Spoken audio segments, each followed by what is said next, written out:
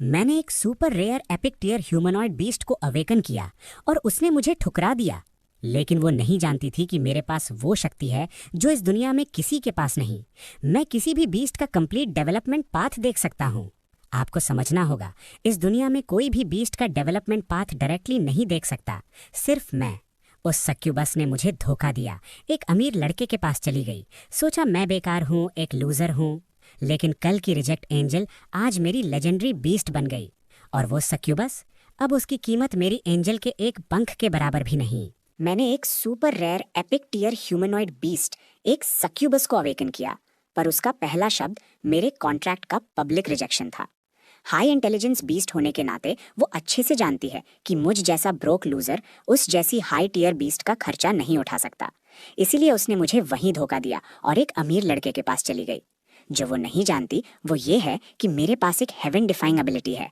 मैं किसी भी बीस्ट का कंप्लीट डेवलपमेंट पाथ देख सकता हूँ। कोई भी बीस्ट, चाहे उसका ग्रेड कुछ भी हो, मेरे हाथों में वर्ल्ड डिस्ट्रॉइंग एग्जिस्टेंस बन सकता है। आपको समझना होगा कि इस दुनिया में कोई भी बीस्ट का डेवलपमेंट पाथ और डिटेल डेटा डायरेक्टली नहीं देख सकता। एग्जैक्ट ट्रेनिंग प्लान तो दूर की बात है।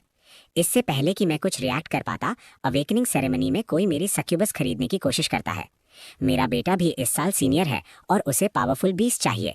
ये एपिक टियर मुझे ट्रांसफर क्यों नहीं कर देते? बोलने वाला मार्कस चैन है, लिनवान सिटी के सबसे बड़े मर्चेंट गिल्ड का कंट्रोलर। मैं तुरंत समझ गया, ये मेरी सक्यूबस को जबरदस्ती लेने की कोशिश है। पास खड़े प्रोफेसर वांग जल्दी से बीच में बोल पड़ते हैं। कानून कहता है कि बीस्ट मास्टर की मर्जी के बिना कोई भी समन्ड बीस्ट को छीन नहीं सकता। मतलब जब तक तुम राजी नहीं हो, आज कोई तुम्हारा बीस्ट नहीं ले सकता। प्रोफेसर के भरोसे से मुझे थोड़ी राहत मिली। माफ कीजिए, पर मैं मना करता हूँ। मार्कस चैन की मुस्कुराहट हिली भी नहीं, जैसे उन्हें इस जवाब की उम्मीद थी। इतनी जल्दी मना मत करो। उन्होंने आराम से एक उंगली उठाई। 10 मिलियन। ये पैसा एक सुपीरियर ग्रेड बीस्ट खरीदने के लिए काफ़ी है और ट्रेन करने के लिए रिसोर्सेज भी बच जाएंगे। एपिक टियर बीस्ट्स को डेवलप करने में बहुत खर्चा आता है। एक आम स्टूडेंट की तरह क्यों स्ट्रगल करना जब तुम पैसे लेकर प्रैक्टिकल हो सकते हो? बाकी लोग शायद इस अवसर से पिघल जाते, पर मैं अंदर ही अंदर हंसा। मजाक कर रहे हो? सिस्टम के साथ सक्यूबस का ग्रोथ पाथ बिल्कुल साफ है। वो फ्यूचर में लेजेंडरी तक भी पहुंच सकती है। हाय, सिर्फ 10 मिलियन, उसका एक पंख भी नहीं खरीद सकते। मैं बस सख्ती से मना करने ही वाला था कि अचानक सक्यूबस बोल पड़ी। मुझे लगता है वो सही कह रहे हैं। मेरा शरीर सुन पड़ गया। मैंने डिसबिलीफ में सर घुमाया। जैसे ही सक्यूबस ने बोलना खत्म किया, पूरे ऑल्टर पर खामोशी छा गई। 3 जोड़ी आंखें उस पर टिक गईं। इतनी नजरों के बीच सक्यूबस के चेहरे पर शर्म दिखी, पर उसका शरीर धीरे से मुझसे दूर हुआ और आधा कदम मार्कस की तरफ बढ़ गया। चैन, ये धोखा है। मैं वहां हैरान खड़ा रह गया।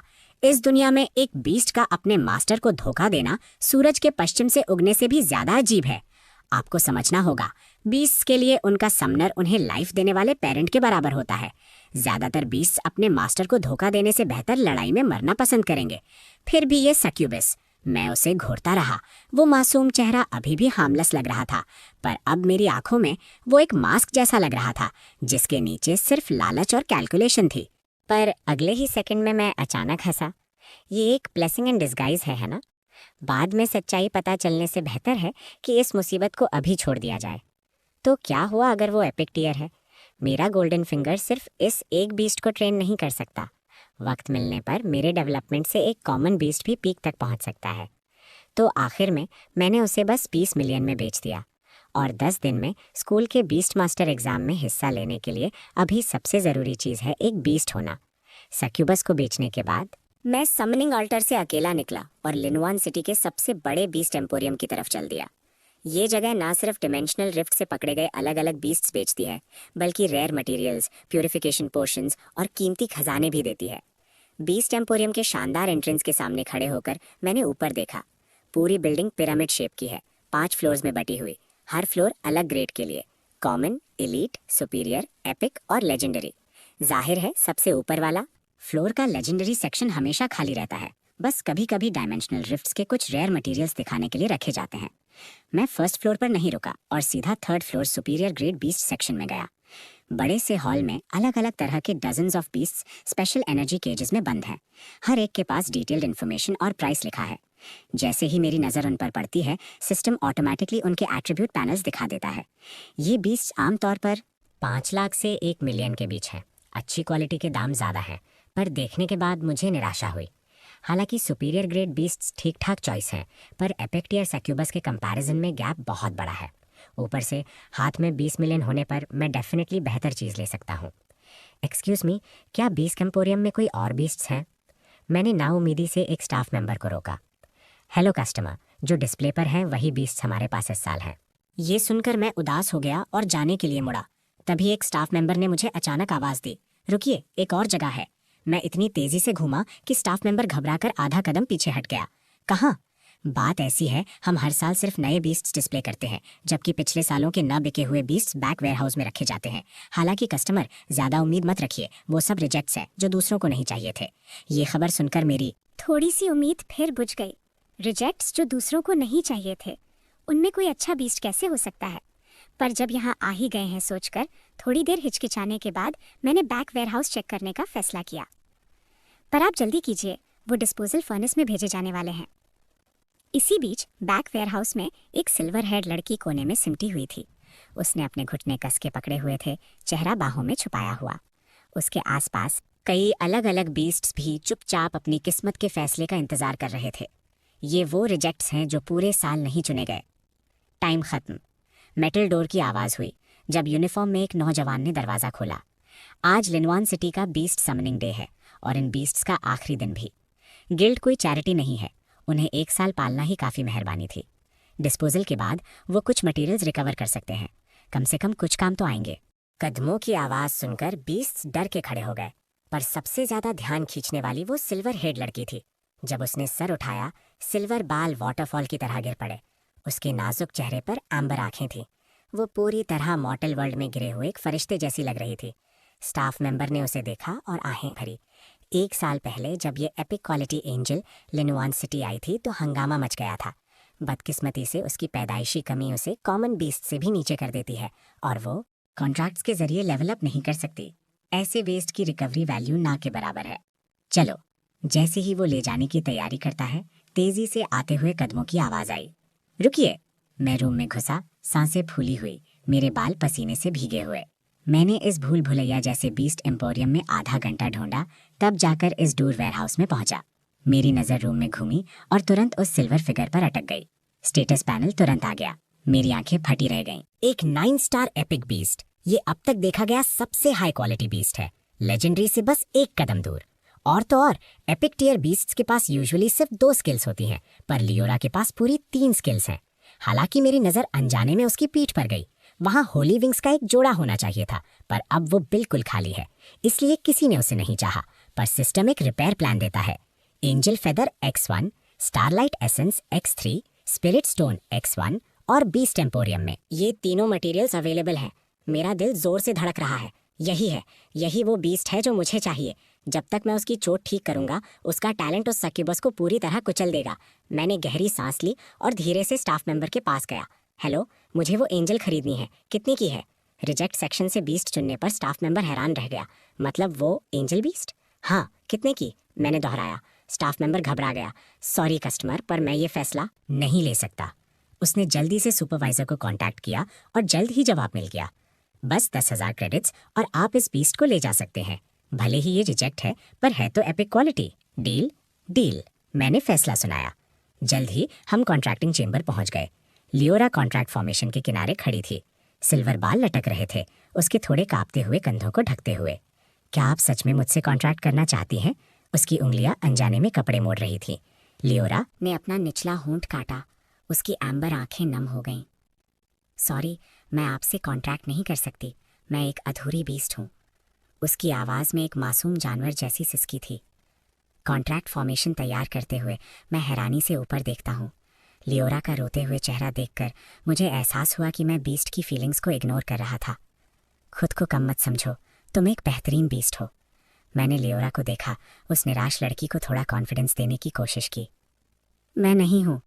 लियोरा का कंट्रोल टूट गया और उसने चेहरा छुपा लिया। मैं बेसिक लेवलिंग भी नहीं कर सकती। मुझे तुम्हारी प्रॉब्लम पता है, पर मेरे पास इसे ठीक करने का तरीका है। लियोरा अचानक रुके, भीगी आंखों से ऊपर देखा। सच में? अगर मुझे भरोसा ना होता तो मैं तुम्हें क्यों चुनता? मैंने दीवार पर कैलेंडर की तरफ इशारा किया। एग्ज़ाम 10 दिन में है, कोई अपना फ्यूचर दाव पर नहीं लगाएगा। जैसे ही मैंने बोलना खत्म किया, दरवाजे पर दस्तक हुई।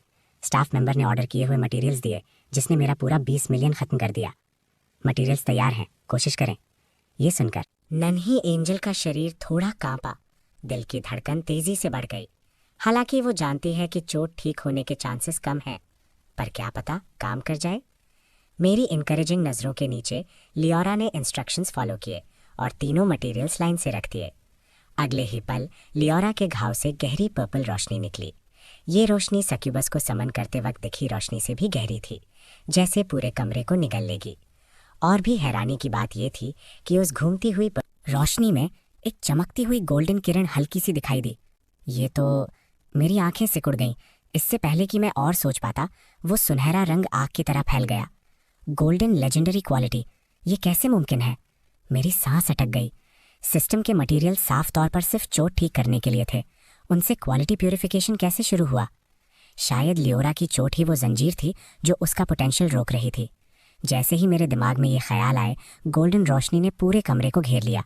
लियोरा की पीठ पर घाव से सफ़ेद पंख धीरे से खुले, बर्फ जैसे सफ़ेद, बेदाग और प्योर। पंख प्यार से बंद हुए, लियोरा को लपेट लिया और आखिर में रोशनी का एक बड़ा ककून बन गया। एक इनविजिबल लहर अचानक फूटी, चट को चीरते हुए सीधे आसमान में गई।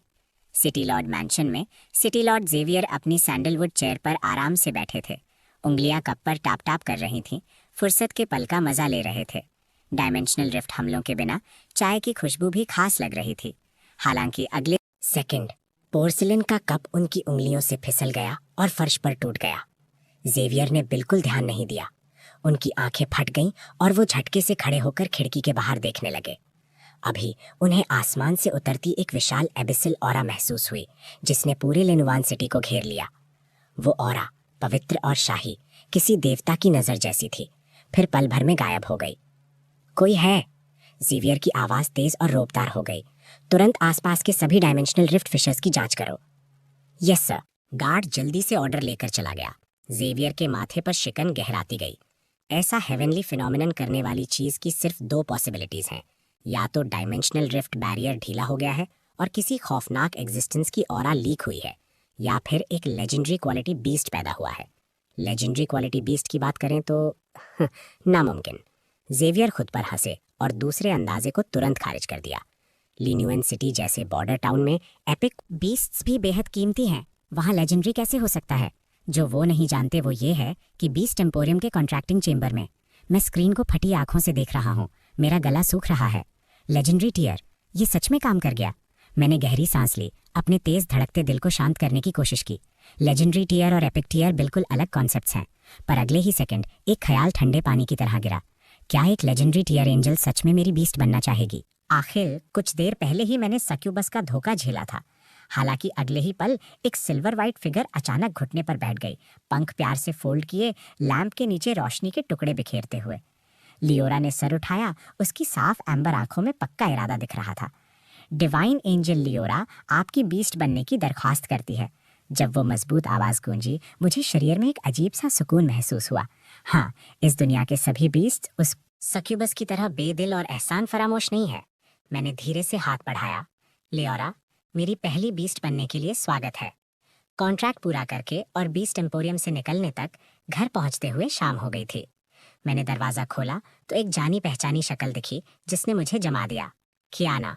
कियाना आवाज सुनकर मुड़ी, उसकी हरी पोनीटेल हवा में लहराई। ईथन, तुम आ गए, आओ खाना खाओ। जब से कियाना का एडमिशन नेशनल गार्डियन अकेडमी में हुआ, दोनों भाई बहन आधे साल से नहीं मिले। कियाना, तुम अचानक वापस क्यों? मैंने लिनुएन सिटी में एक मिशन लिया था और यहाँ से गुजर रही थी तो मिलने आ गई। उसकी नज़र लियोरा पर पड़ी, जो सीधी पीठ और घुटनों पर हाथ रखकर तमीज से बैठी थी। इस वक्त नन्ही एंजल बिल्कुल सीधी बैठी है। कियाना का सवाल सुनकर उसने अचानक 90 डिग्री झुककर बो किया। उसका माथा टेबल से टकरा गया। हेलो बड़ी बहन। कियाना पहले रुकी, फिर इस क्यूट हरकत पर जोर से हंस पड़ी। इतना फॉर्मल होने की जरूरत नहीं है, हम अब फैमिली हैं। तब जाकर लियोरा ने सर उठाया। उसका छोटा सा चेहरा लाल था, किसी चूजे की तरह लगातार हाँ में सर हिला रही थी। पर जल्द ही कियाना का चेहरा सीरियस हो गया। ईथन, तुम्हें कल के नॉविस ट्रायल डायमेंशन में मौका हाथ से नहीं जाने देना चाहिए। मिलिट्री ने डायमेंशनल रिफ्ट्स में सेफ जोन्स बनाए हैं, जहां ज़्यादा से ज़्यादा टियर 5 मॉन्स्टर्स हैं। ये न्यू कमर्स के लिए सबसे अच्छा मौका है और नॉविस ट्रायल में सिर्फ एक बार जा सकते हैं। ये मिलिट्री का सिर्फ ग्रेस पीरियड। मैं चुपचाप हाँ में सर हिलाया। एक बार जब तुम रियल डायमेंशनल रिफ्ट में एंटर करते हो तो कमांडर टियर बीस्ट मास्टर्स के साथ भी डिजास्टर हो सकता है। इस दुनिया के लेवल्स अवेकेंड, ट्रांसेंडेंट, कमांडर और सॉवरिन में डिवाइडेड है और हर मेजर टियर 10 माइनर टियर्स में बटा हुआ है। अभी मैं सिर्फ बॉटम अवेकेंड टियर पर खड़ा हूँ, तो मुझे बहुत सावधान रहना होगा, हर मौके का फ़ायदा उठाना होगा और जल्दी ग्रो करना होगा। ये मेरी टॉप प्रायोरिटी है। पल झपकते ही अगला दिन आ गया। एंट्रेंस नॉविस ट्रायल डिमेंशन का काफ़ी बिजी था। बेशुमार स्टूडेंट्स यहाँ जमा थे, या तो टीममेट्स ढूंढ रहे थे या स्ट्रॉन्ग पार्टनर्स। होली क्रैप, एक ह्यूमनॉइड बीस्ट, ये बिग शॉट कहाँ से आया? कोई मेरे साथ टीम अप कर लो। Humanoid beast powerful combat capability दिखाते हैं। जैसे ही मैं लियोरा के साथ अंदर गया, हमने तुरंत सबका ध्यान खींच लिया। लेकिन लोगों ने जल्दी ही इस ह्यूमनॉइड बीस्ट की आइडेंटिटी फिगर आउट कर ली। क्या ये ईथन नहीं है? क्या इसने अपना ह्यूमनॉइड बीस्ट चैन फैमिली को नहीं बेच दिया था? ये ह्यूमनॉइड बीस्ट जो इसके साथ है वो कहाँ से आई? मुझे याद आया, ये बीस्ट लास्ट ईयर की ऑल्टा से समन हुई थी। क्या ये बेकार नहीं होनी चाहिए थी? ऐसे बीस्ट को कॉन्ट्रैक्ट करना जो लेवल अप ही नहीं कर सकती। इसने अब पूरी तरह गिव अप कर दिया है। कोई इसके साथ टीम अप करने की हिम्मत नहीं करेगा। लोग एक के बाद एक मुझसे दूर होने लगे। सबकी नज़रों के नीचे मैं शांति से एंट्रेंस की तरफ चला। जैसे ही मैं लियोरा के साथ ट्रायल डायमेंशन में एंटर करने के लिए रजिस्टर करने वाला था, अचानक पीछे से एक तंज भरी आवाज़ आई। वेल, ये कौन था भला? डिलन चेन चलते हुए आया। उसका हाथ सकुबस के कंधे पर था। जानबूझकर अपने टेम्पल्स को रगड़ते हुए सोच में डूबा। Go something. उसकी बाहों में सकुबस तुरंत समझ गई और मीठे लहजे में बोली, मास्टर, उसका नाम ईथन है। Right, Ethan. डिलन ने ओवर एक्टिंग करते हुए अपने माथे पर हाथ मारा। उसकी आंखों में मजाक साफ दिख रहा था। वैसे मुझे तुम्हारा शुक्रिया अदा करना चाहिए। अगर तुमने इसे खुशी से नहीं दिया होता तो मैं इतनी एक्सीलेंट बीस्ट कैसे कॉन्ट्रैक्ट कर पाता। सक्यूबस ने एक नखरे भरी हंसी दी और चुपके से अपनी आंखें घुमाई, लेकिन जल्द ही एक सिडक्टिव स्माइल दिखाई। सिर्फ तुम जैसे टैलेंटेड इंसान को फॉलो करके ही मैं अपनी असली वैल्यू दिखा सकती हूँ। ये देखकर आसपास के लोग भी हाँ में हाँ मिलाने लगे। वो बस एक आम इंसान है, वो डिलन से कैसे कंपेयर कर सकता है? एक एपिक टियर बीस्ट को डेफिनेटली डिलन के हाथों में होना चाहिए अपना फुल पोटेंशियल दिखाने के लिए। प्लस इसने अब एक बेकार बीस्ट कॉन्ट्रैक्ट किया है। ये डिलन से और भी कंपेयर नहीं कर सकता। डिलन पक्का इस ट्रायल को डोमिनेट करेगा और फर्स्ट प्लेस लेगा। मैं डिलन और बाकियों की परफॉर्मेंस को शांत एक्सप्रेशन के साथ देखता रहा। मेरे होठों पर हल्की सी मुस्कुराहट भी आ गई। हालांकि मेरे बगल में वो छोटी एंजल गुस्से से कांप रही थी। उसके दांत जोर से भिंचे हुए थे। उसकी छोटी मुट्ठियों के नकल सफ़ेद हो गए थे। वो आगे बढ़कर बहस करने के लिए तैयार लग रही थी। लियोरा, मैंने उसे रोकने के लिए वक्त पर हाथ बढ़ाया। अभी सबसे ज़रूरी चीज़ नॉविस ट्रायल है। इन्हें अपने माइंडसेट पर असर मत डालने दो। लियोरा ने मेरी शांत पानी जैसी आंखों की तरफ देखा। उसके सीने में उबल रहा गुस्सा धीरे धीरे शांत हो गया।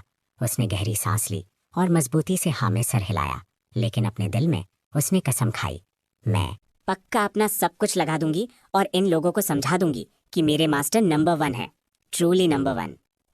एंट्रेंस से निकलकर लियोरा और मैं एक नीले लाइट गेट से गुजरे। हमारे सामने का मंजर अचानक बदल गया। हम अब एक मैसिव जंगल में खड़े थे। धुंध ने आसपास के इलाके को घेर रखा था, ठंडा और सुनसान।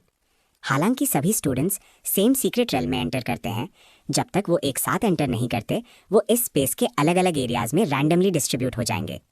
मैंने अपना टाइमर निकाला और इसे 4 घंटे के लिए सेट किया। नॉविस ट्रायल डायमेंशन की 4 घंटे की टाइम लिमिट है। जैसे ही टाइमर 0 होगा हम बाहर ट्रांसपोर्ट हो जाएंगे। वक्त कम है और काम भारी।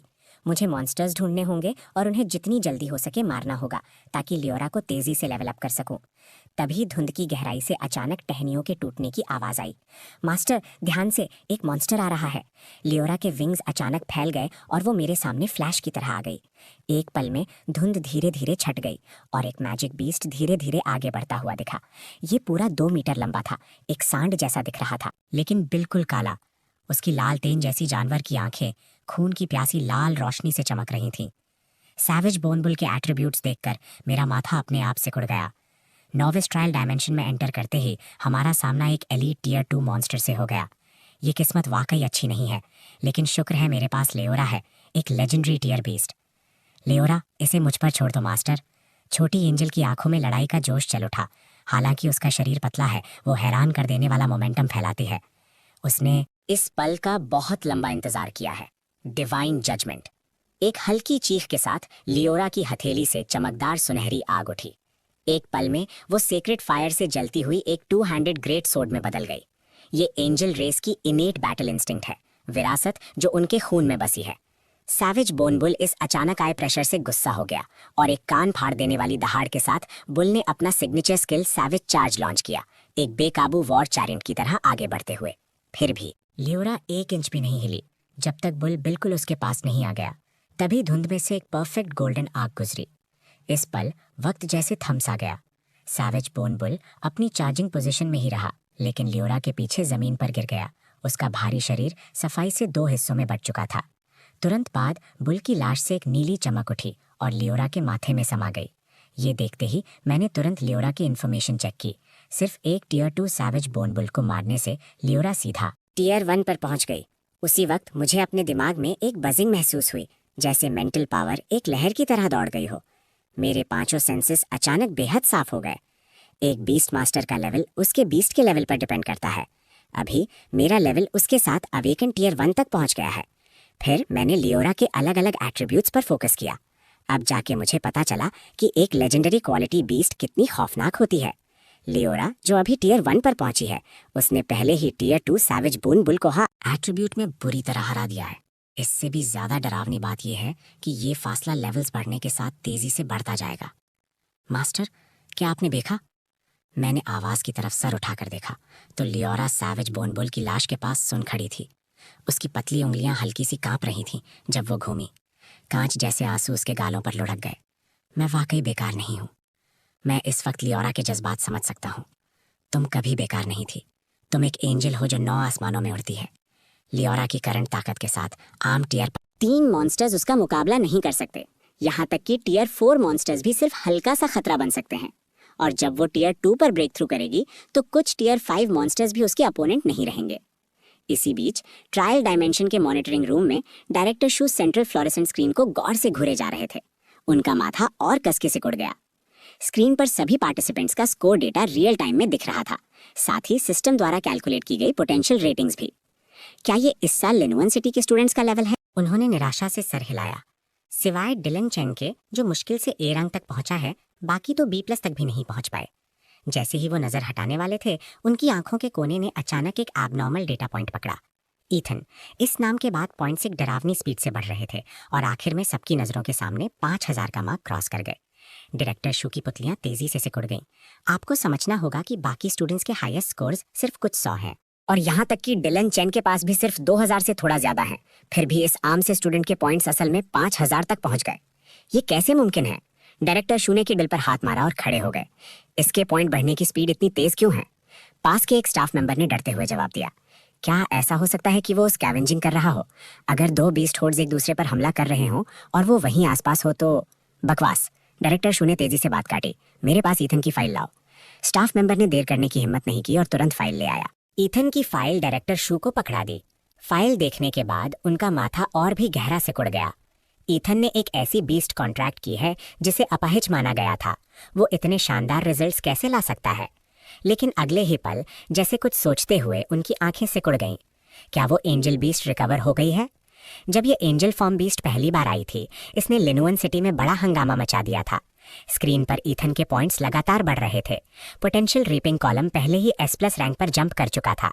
डायरेक्टर शू का हाथ अनजाने में कांपने लगा। इस कैलिबर का जीनियस, ये मेरे फैसला लेने की पावर से बाहर है। जल्दी। वो तेजी से अपने असिस्टेंट की तरफ मुड़े। सिटी लॉर्ड को तुरंत खबर करो। 3 घंटे की लेवलिंग के बाद लियोरा का लेवल सफलता से अवेकन टियर 3 तक पहुंच गया।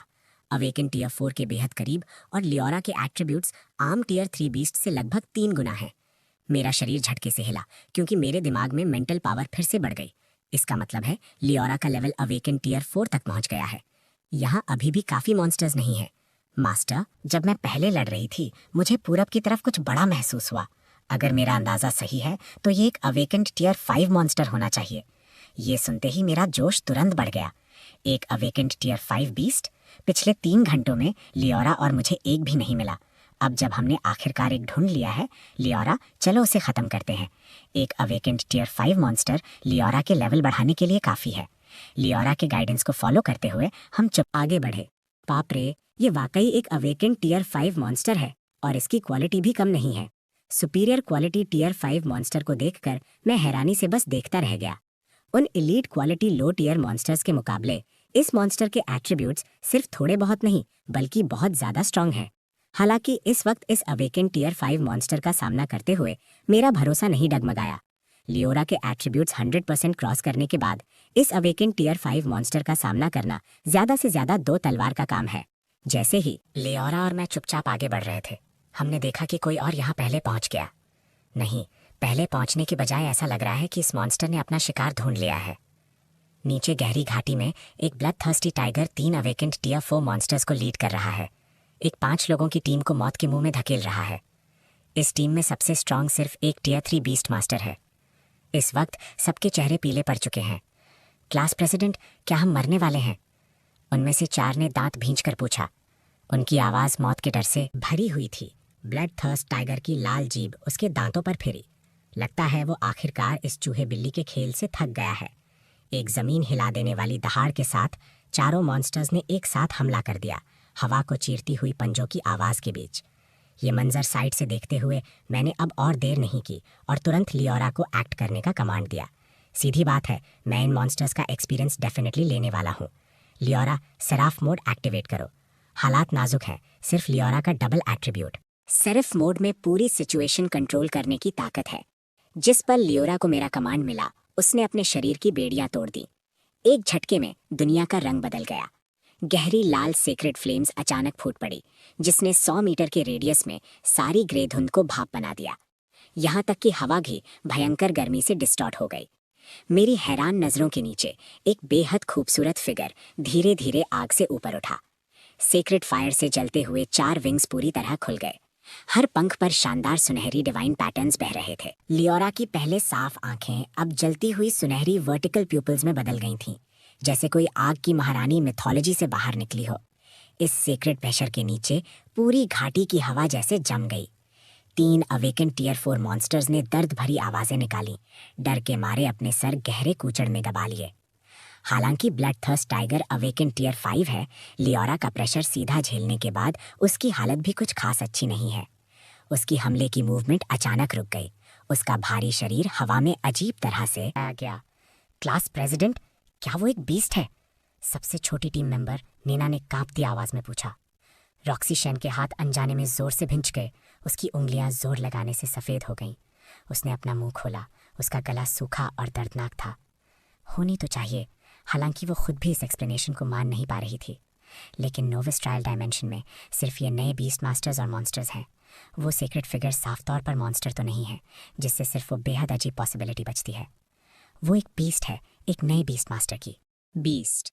सबकी हैरान नजरों के नीचे लियोरा की सुनहरी आंखों ने जमीन पर गिरे मॉन्स्टर्स पर एक ठंडी नजर डाली। उसने कैजुअली अपने हाथ में पकड़ी होली सोर्ड को घुमा दिया। 3 गहरी लाल तलवार की रोशनी ने हवा को चीर दिया। तीनों अवेकेंड टियर 4 मॉन्स्टर्स के पास चीखने का वक्त भी नहीं था। उनके भारी शरीर सफाई से 2 हिस्सों में बट गए। ब्लड थर्स्ट टाइगर ने एक मायूस दहाड़ लगाई। आखिरकार उसकी पुतलियां सिकुड़ गईं और उसका शरीर धीरे धीरे गायब हो गया। एक बास्केटबॉल जितना बड़ा नीला लाइट ऑर्ब उठा, ब्लड थर्स्ट टाइगर के बचे हुए हिस्सों से निकलकर धीरे धीरे लियोरा के माथे में समा गया। जैसे ही सेक्रेड फ्लेम का आखिरी निशान हवा में गायब हुआ, उसके शरीर के चारों तरफ सुनहरी डिवाइन पैटर्न्स लहर की तरह पीछे हट गए। वो 4 जलते हुए विंग्स चिंगारियों में बदलकर बिखर गए। उसकी फिगर, जो पहले हवा में फ्लोट कर रही थी, धीरे से नीचे उतरी। हालांकि उसके कदम साफ तौर पर डगमगा रहे थे। हालांकि सेरिफ मोड उसके एट्रीब्यूट्स को बहुत बढ़ा सकता है, लेकिन इसकी कंजम्पशन भी उतनी ही डरावनी है। लियोरा के अवेकेंड टियर 4 लेवल पर पूरी ताकत लगाने के बाद भी वो इसे सिर्फ 30 सेकंड्स तक मेंटेन कर सकती है। ये कंफर्म करने के बाद कि कोई खतरा नहीं है, लियोरा ने अपना सर थोड़ा टेढ़ा किया। उसकी नज़र थोड़ी दूर एक अंधेरे हिस्से पर गई। रॉक्सी शेन और बाकियों ने अनजाने में अपनी सांस रोक ली। उनकी नज़र लियोरा के पीछे गई। ऐसा कौन सा इंसान हो सकता है जिसके पास इतनी पावरफुल बीस्ट हो? हालांकि जब वो जाना पहचाना चेहरा अंधेरे से बाहर निकला, सब जम गए। ईथन? रॉक्सी शेन की पुतलियां तेजी से सिकुड़ गईं। उसकी आवाज अनजाने में ऊंची हो गई। बीस्ट क्लास 3 की क्लास प्रेसिडेंट होने के नाते वो इस आमतौर पर लो की रहने वाले क्लासमेट को पहचानती है। ज्यादा वक्त नहीं हुआ, उसने सुना था कि इस क्लासमेट की बीस्ट चोरी हो गई थी और उसे इस पर गुस्सा भी आया था। अब जैसे ही मैं पास आता हूँ, मुझे एहसास होता है कि लियोरा ने कुछ जाने पहचाने चेहरों को बचाया है। क्लास प्रेसिडेंट रॉक्सी, क्या इत्तेफाक है? इत्तेफाक? रॉक्सी ने मैकेनिकली जवाब दिया। एक आमतौर पर मामूली स्टूडेंट अब एक लेजेंडरी टीयर बीस्ट के बगल में खड़ा है जो टीयर 5 मॉन्स्टर्स को पल भर में मार सकती है। ये अजीब मेल है, उसके दिमाग को घुमा रहा था। मैंने शराफत से सर हिलाया और लियोरा को चलने का इशारा किया। आधे घंटे से भी कम वक्त बचा है, मुझे इस आखिरी वक्त का फायदा उठाना होगा, लियोरा का लेवल अवेकेंड टीयर 5 तक ले जाने के लिए। लियोरा ने आज्ञाकारी होकर फॉलो किया। जाने से पहले वो सबको हल्का सा झुककर सलाम करना नहीं भूली। इस जेस्चर ने पूरी टीम की सांसें अटका दी। जिस पल मेरी फिगर धुंध में गायब हुई, टीम मेंबर्स तुरंत फट पड़े। क्लास प्रेसिडेंट, क्या तुमने वो देखा? जब उस बीस्ट ने बो किया, मैं तो बस घुटनों पर गिरने ही वाला था। क्या ईथन की बीस्ट चोरी नहीं हो गई थी? मुझे ऐसा क्यों लग रहा है कि वो अब और भी स्ट्रांग है। सच कहूँ तो मुझे लगता है डिलन की चुराई हुई एपिक टीयर बीस्ट इससे बिल्कुल भी कंपेयर नहीं कर सकती। तो 10 दिन बाद होने वाले एग्जाम के लिए अगर हम ईथन से टकराए तो? एक टीम मेंबर ने कमजोरी से कहा। तुरंत सरेंडर कर देना, पांचों ने एक साथ कहा। दूसरी तरफ सिटी लॉर्ड के मैंशन में सिटी लॉर्ड जेवियर अदब से एक तरफ खड़े थे। उनकी नज़रों में थोड़ी घबराहट थी। उनके सामने एक अधेड़ उम्र का आदमी नेवी ब्लू सूट में हाथ पीछे बांधे खड़ा था। हालांकि उस आदमी के होठों पर हल्की मुस्कुराहट थी, लेकिन उसने पूरे हॉल में एक इनविजिबल प्रेशर बना रखा था। वो पूरे सदर्न मिलिट्री डिस्ट्रिक्ट के असली लीडर है। कमांडर वे, आप खुद क्यों आए हैं? वे युवान घूमे। उनकी नज़र एक पल के लिए जेवियर पर रुकी। ये पुराना सिपाही जो उनके कमांड में लड़ा था, अब सिटी लॉर्ड बन चुका है। मैं अभी लैनयांग सिटी से आया हूँ। उन्होंने इस साल एक A rank potential seedling produce किया है। बुरा नहीं है, उन्होंने ये कहा। जेवियर ने नोटिस किया कि वे युवान की आंखों में निराशा थी।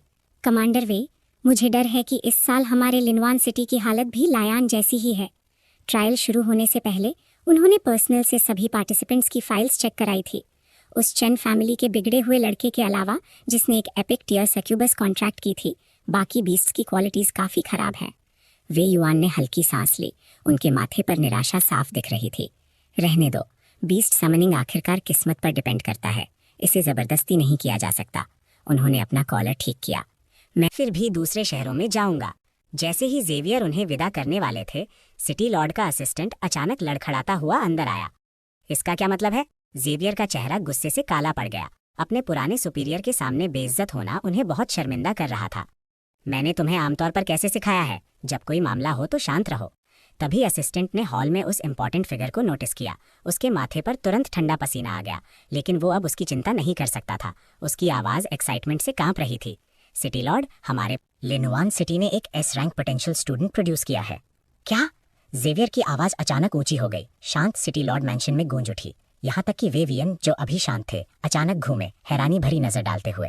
सिटी लॉर्ड के मैंशन में हवा जैसे एक पल के लिए जम गई। कमांडर वे, क्यों ना हम चलकर देखें? वेवियन का साफ इंटरेस्ट देखकर जेवियर ने डरते हुए सुझाव दिया। वेवियन की गहरी आंखों में सुनहरी रोशनी चमकी। चलो। हालांकि जो वो नहीं जानते वो ये है कि मॉनिटरिंग रूम पहले ही फट चुका है। डायरेक्टर शू मॉनिटरिंग स्क्रीन को गौर से घूर रहे थे। उनका कॉफी कप का टेढ़ा हो चुका था।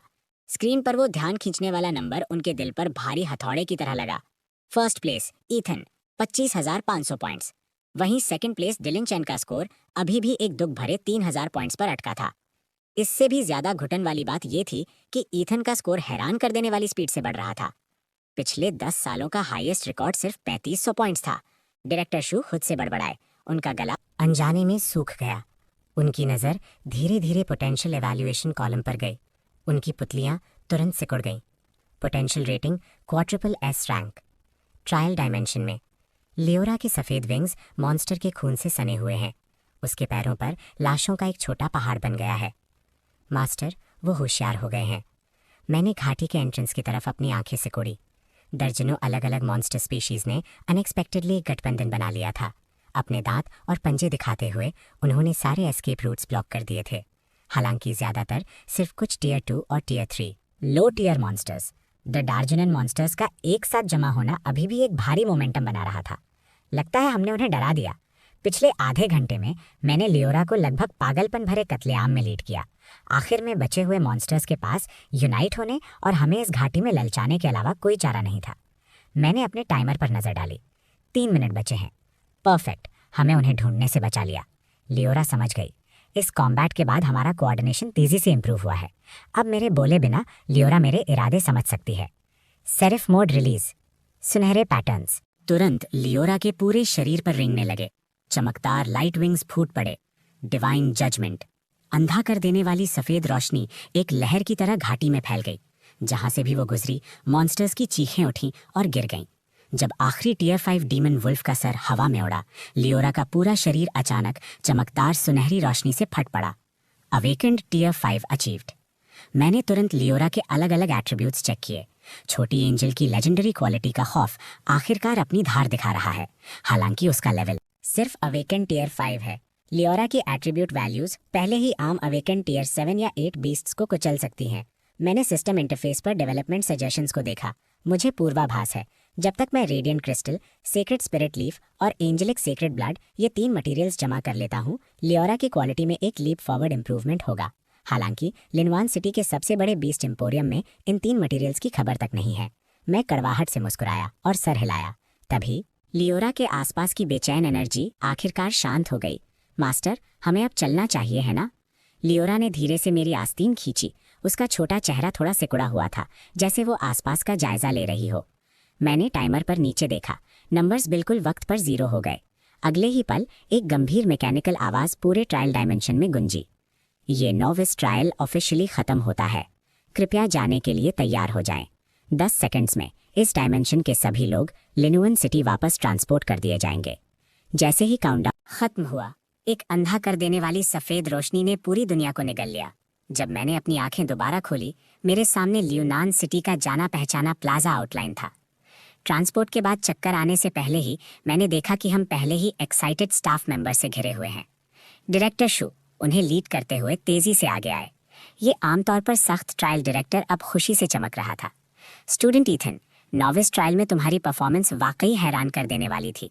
सिटी लॉर्ड ने खास तौर पर मुझे इंस्ट्रक्ट किया है तुम्हें बातचीत के लिए इनवाइट करने को। मैं थोड़ा रुका, लेकिन जल्दी समझ गया।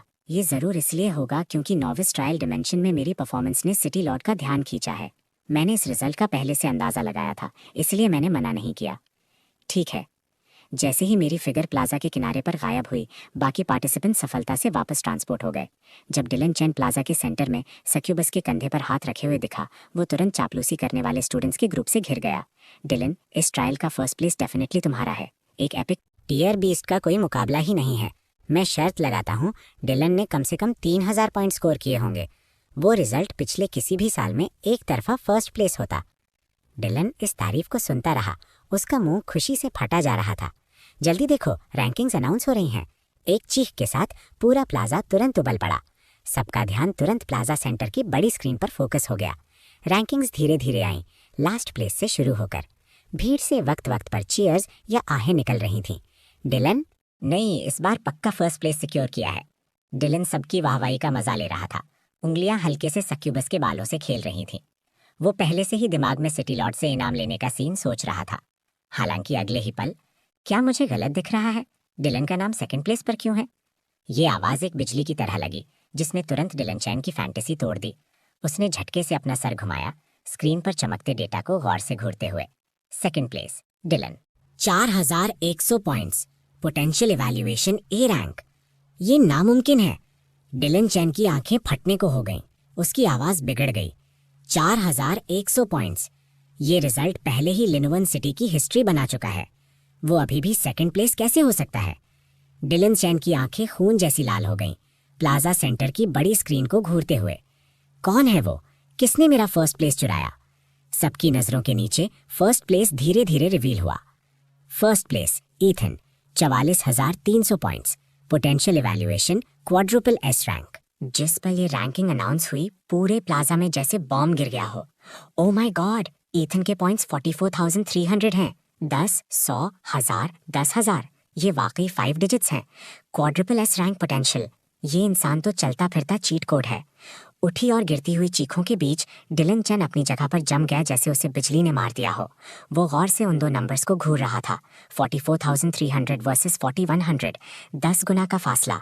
ये कैसे मुमकिन है? चीटिंग? ये पक्का चीटिंग है। डिलन अचानक पागलों की तरह हंसा। उसके नाखून उसकी हथेलियों में गड़ गए। मैं अब समझा, उस गरीब कमीने ने जरूर वो 20 मिलियन यूज किए होंगे जो मेरे बाप ने उसे दिए थे, लोगों को हायर करके अपना स्कोर बढ़ाने के लिए। ये सोचते हुए कि वो गरीब लड़का जिसे वो कभी पैरों तले रौंदता था, अब उसी की चैन फैमिली के भीख के पैसे यूज कर रहा है, उसे बदले में जलील करने के लिए। उसके सीने में गुस्सा उसे लगभग जला रहा था। ईथन, तुझे लगता है मेरे खानदान के पैसे यूज करके तू मुझे हरा पाएगा? अभी इसी वक्त मैं top tier demon hunting squads hire कर रहा हूँ। अगर 10 काफी नहीं है तो 20। 10 दिन बाद एकेडमी एग्जाम में मैं उस कीड़े को अपने सामने घुटने टिकवाऊंगा और भीख मंगवाऊंगा। लेकिन अभी डिलन चेन के दिमाग में सिर्फ एक ही ख्याल था, ईथन को पूरी तरह कुचलने के लिए कोई कसर मत छोड़ो। सक्यूबस को उसने बुरी तरह आगे खींचा, लेकिन जैसे ही वो घूमी उसकी नज़र प्लाजा स्क्रीन पर चमकते उस नाम पर पड़ी, ईथन, क्वाड्रुपल एस रैंक। उसके दिल में अचानक एक ख्याल आया, क्या मेरा शुरुआती फैसला वाकई सही था? इसी बीच डायरेक्टर शू की गाइडेंस में मैं एक शानदार सजाए गए कॉन्फ्रेंस रूम में पहुंचा। अंदर आते ही मेरी नज़र तुरंत मेन पोजीशन पर बैठे नेवी ब्लू फिगर पर जम गई।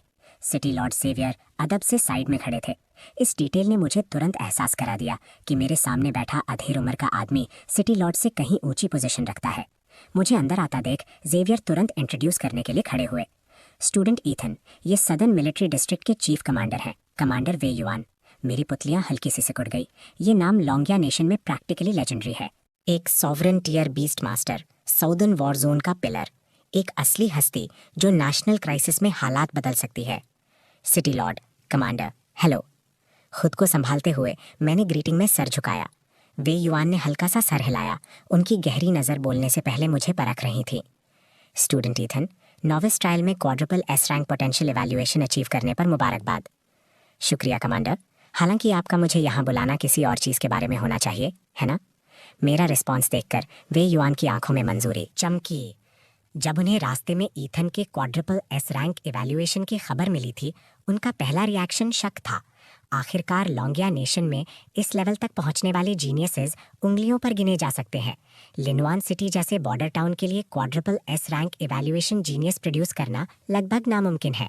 उन्होंने शुरू में सोचा था कि इस जीनियस ने क्वाड्रुपल एस रैंक अचीव करने के लिए कुछ ट्रिक्स का सहारा लिया, लेकिन ईथन की बीस्ट को खुद देखने के बाद वो ख्याल तुरंत हवा हो गया। दी ऑरा, उस बीस्ट से निकलने वाला ऑरा साफ तौर पर एपिक टियर बाउंड्रीज को पार करता है। लेजेंडरी टियर बीस्ट का होना, quadruple S rank evaluation achieve करना बिल्कुल नेचुरल है। स्टूडेंट ईथन, मेरी वाकई एक रिक्वेस्ट है। जैसे ही वी युआन बोलते हैं, उनकी नज़र हल्के से जेवियर की तरफ जाती है। सिटी लॉर्ड तुरंत समझ जाते हैं और अदब से रूम से बाहर चले जाते हैं। दरवाज़ा बंद होने के बाद वी युआन अपना हाथ उठाते हैं और हल्के से लहराते हैं। एक हल्की नीली स्क्रीन पानी की तरह लहराती है, दोनों को घेर लेती है। ये मेरा प्यूपिल कॉन्ट्रैक्ट है, एक डोमेन, बेसिक एप्लीकेशन, एक डोमेन का। एक बार जब तुम कमांडर टियर पर एडवांस कर जाओगे, तुम इसे नेचुरली मास्टर कर लोगे। ये मेन तौर पर यह इंश्योर करता है कि हमारी बातचीत बाहर की दुनिया द्वारा चोरी छुपे ना सुनी जाए। मैं अपने सामने लहराते एनर्जी बैरियर को घूरता हूँ। मेरा एक्सप्रेशन धीरे धीरे सीरियस होता जा रहा है। एक सॉवरेन टियर बीस्ट मास्टर का इतना सावधान होना, यहाँ तक कि डोमेन पावर यूज करना बाहर से अलग होने के लिए, ये कोई मामूली बात नहीं है। ये शायद लॉन्गिया नेशन की पूरी सिचुएशन से जुड़ा है। स्टूडेंट ईथन, तुम्हें पता होना चाहिए कि डायमेंशनल रिफ्ट्स एक दूसरी दुनिया है जो ब्लू स्टार के साथ मर्ज हो रही है। सभी नेशंस डायमेंशनल रिफ्ट्स में डिफेंस लाइंस बना रहे हैं ताकि लो टियर बीस्ट मास्टर्स को सेफ ट्रेनिंग एनवायरनमेंट दे सकें। मैंने हाँ में सर हिलाया। ये इतिहास टेक्स्ट बुक्स में लंबे समय से रिकॉर्ड किया गया है, लेकिन लॉन्गिया नेशन की डिफेंस लाइन कंस्ट्रक्शन दूसरे देशों से पीछे है। वे युआन के अचानक टॉपिक बदलते हैं। क्या तुम्हें पता है क्यों? मैंने अपना माथा सिकुड़ा सोचते हुए। क्या इसलिए कि डिफेंस लाइन कंस्ट्रक्शन स्मूथली नहीं चल रही? बिल्कुल। वे युआन की उंगली ने हवा में स्केच किया, एक प्रोजेक्टेड इमेज बनाते हुए। 3 साल पहले हमने एक क्रिटिकल लोकेशन पर एक मैसिव ट्रायल साइट ढूंढ निकाला। आमतौर पर ट्रायल साइट मिलना अच्छी खबर होती है, लेकिन ये ट्रायल साइट डिफेंस लाइन के सबसे क्रिटिकल नोड पर स्थित है। बिना इस ट्रायल साइट को क्लियर किए डिफेंस लाइन में हमेशा एक गैप रहेगा। वो डीमन क्लैन क्रीचर्स किसी भी वक्त इस गैप से हमला कर सकते हैं। ये सुनकर मैं वेयुन की तरफ देखे बिना नहीं रह सका, लेकिन लगता है मैं ज्यादा मदद नहीं कर सकता। वे युआन ने रोकने के लिए हाथ उठाया। उनकी उंगली ने हल्के से हवा को छुआ। एक 3 डायमेंशनल प्रोजेक्शन तुरंत खुल गया। प्रोजेक्शन में ट्रायल साइट के अलग अलग रीजन साफ तौर पर मार्क थे। ज्यादातर हरे रंग में क्लियर्ड स्टेटस दिखा रहे थे। सिर्फ कोर रीजन अभी भी तेज लाल रोशनी के साथ चमक रहा था। हमने पहले ही बाकी सभी डिफिकल्टी ट्रायल रीजन्स क्लियर कर लिए हैं। सिर्फ ये आखिरी वाला, उन्होंने उस लाल चमक की तरफ इशारा किया। इसे चैलेंज करने के लिए अवेकन टियर 5 या उससे नीचे के 3 लोगों की टीम चाहिए। प्रोजेक्शन अचानक बड़ा हो गया, उस रीजन का डिटेल डेटा दिखाते हुए। Difficulty level Abish. Trial site special secret Rhames और डायमेंशनल ड्रिफ्ट्स होते हैं। जो इन्हें क्लियर करते हैं उन्हें जेनरस रिवॉर्ड्स मिलते हैं। डिफिकल्टी के बेसिस पर लोंगिया नेशन ऑफिशियली इन्हें 5 लेवल्स में क्लासिफाई करता है: कॉमन, डिफिकल्ट, नाइटमेयर, हेल और सबसे ऊपर अबिस। मुझे तुम्हारी ज़रूरत है, वे युआन ने सीधा मेरी आंखों में देखा। 2 और क्वाड्रुपल एस रैंक्ड जीनियसेस के साथ मिलकर इस अल्टीमेट चैलेंज को पूरा करो और लोंगिया नेशन की डिफेंस लाइन कंस्ट्रक्शन कंप्लीट करने में मदद करो। ये सुनकर मुझे आखिरकार समझ आया कि एक मिलिट्री डिस्ट्रिक्ट चीफ कमांडर खुद क्यों awaken tier novice beast masters को ढूंढने आएंगे। जब मैं इस जानकारी को समझ रहा था, वे युआन को गलतफहमी हुई कि मुझे चिंता है। इस ट्रायल में वाकई बहुत बड़ा रिस्क है, इसीलिए सिर्फ पार्टिसिपेट करने से ही तुम सदर्न मिलिट्री डिस्ट्रिक्ट की ट्रेजरी से एक आइटम सिलेक्ट करने के लिए क्वालिफाई हो जाओगे। जैसे ही वे युआन को ले, उन्होंने हाथ उठाया और हवा में एक लाइट स्क्रीन खोल दी। बेशुमार रेयर मटेरियल फैंटम्स स्क्रीन पर बहने लगे। मैंने कैजुअली ऊपर देखा, लेकिन मेरी नज़र तुरंत एक खास मटेरियल पर जम गई, रेडिएंट क्रिस्टल। और ये एक कंप्लीट रेडिएंट क्रिस्टल है। कमांडर, मेरी आवाज़ हल्की सी कांपी। मिलिट्री डिस्ट्रिक्ट ट्रेजरी के पास एक कंप्लीट रेडिएंट क्रिस्टल है। मैंने कभी उम्मीद नहीं की थी कि लियोरा को ट्रेन करने के लिए पहला मटेरियल यहाँ मिलेगा। वे युआन की आंखों में हैरानी चमकी। उनकी उंगली ने हल्के से टैप किया, उस क्रिस्टल के फैंटम को बड़ा करते हुए। लगता है ये आइटम तुम्हारे लिए बहुत ज़रूरी है। मैंने हाँ में सर हिलाया। अच्छा है, जब तक तुम ट्रायल में पार्टिसिपेट करने के लिए राजी हो, चाहे सफलता मिले या असफलता। ये तुम्हारा है, डील? मैंने बिना हिचकिचाहट के जवाब दिया। मैं पहले ही देश के लिए इस तरह की सर्विस करने का प्लान बना रहा था। रेडिएंट क्रिस्टल अब बस एक बोनस सरप्राइज है। मुझे राजी होते देख वे युआन ने भी राहत की गहरी सांस ली। उन्होंने मिलिट्री प्लेज ली थी कि इस साल वो पक्का पूरी डिफेंस लाइन कंस्ट्रक्शन कंप्लीट कर देंगे। वक्त बर्बाद करने के लिए नहीं है, हम अभी निकलेंगे। हर दिन जो हम देरी करेंगे, डिफेंस लाइन गैप और कई लोंगिया बीस्ट मास्टर्स की जान ले लेगा।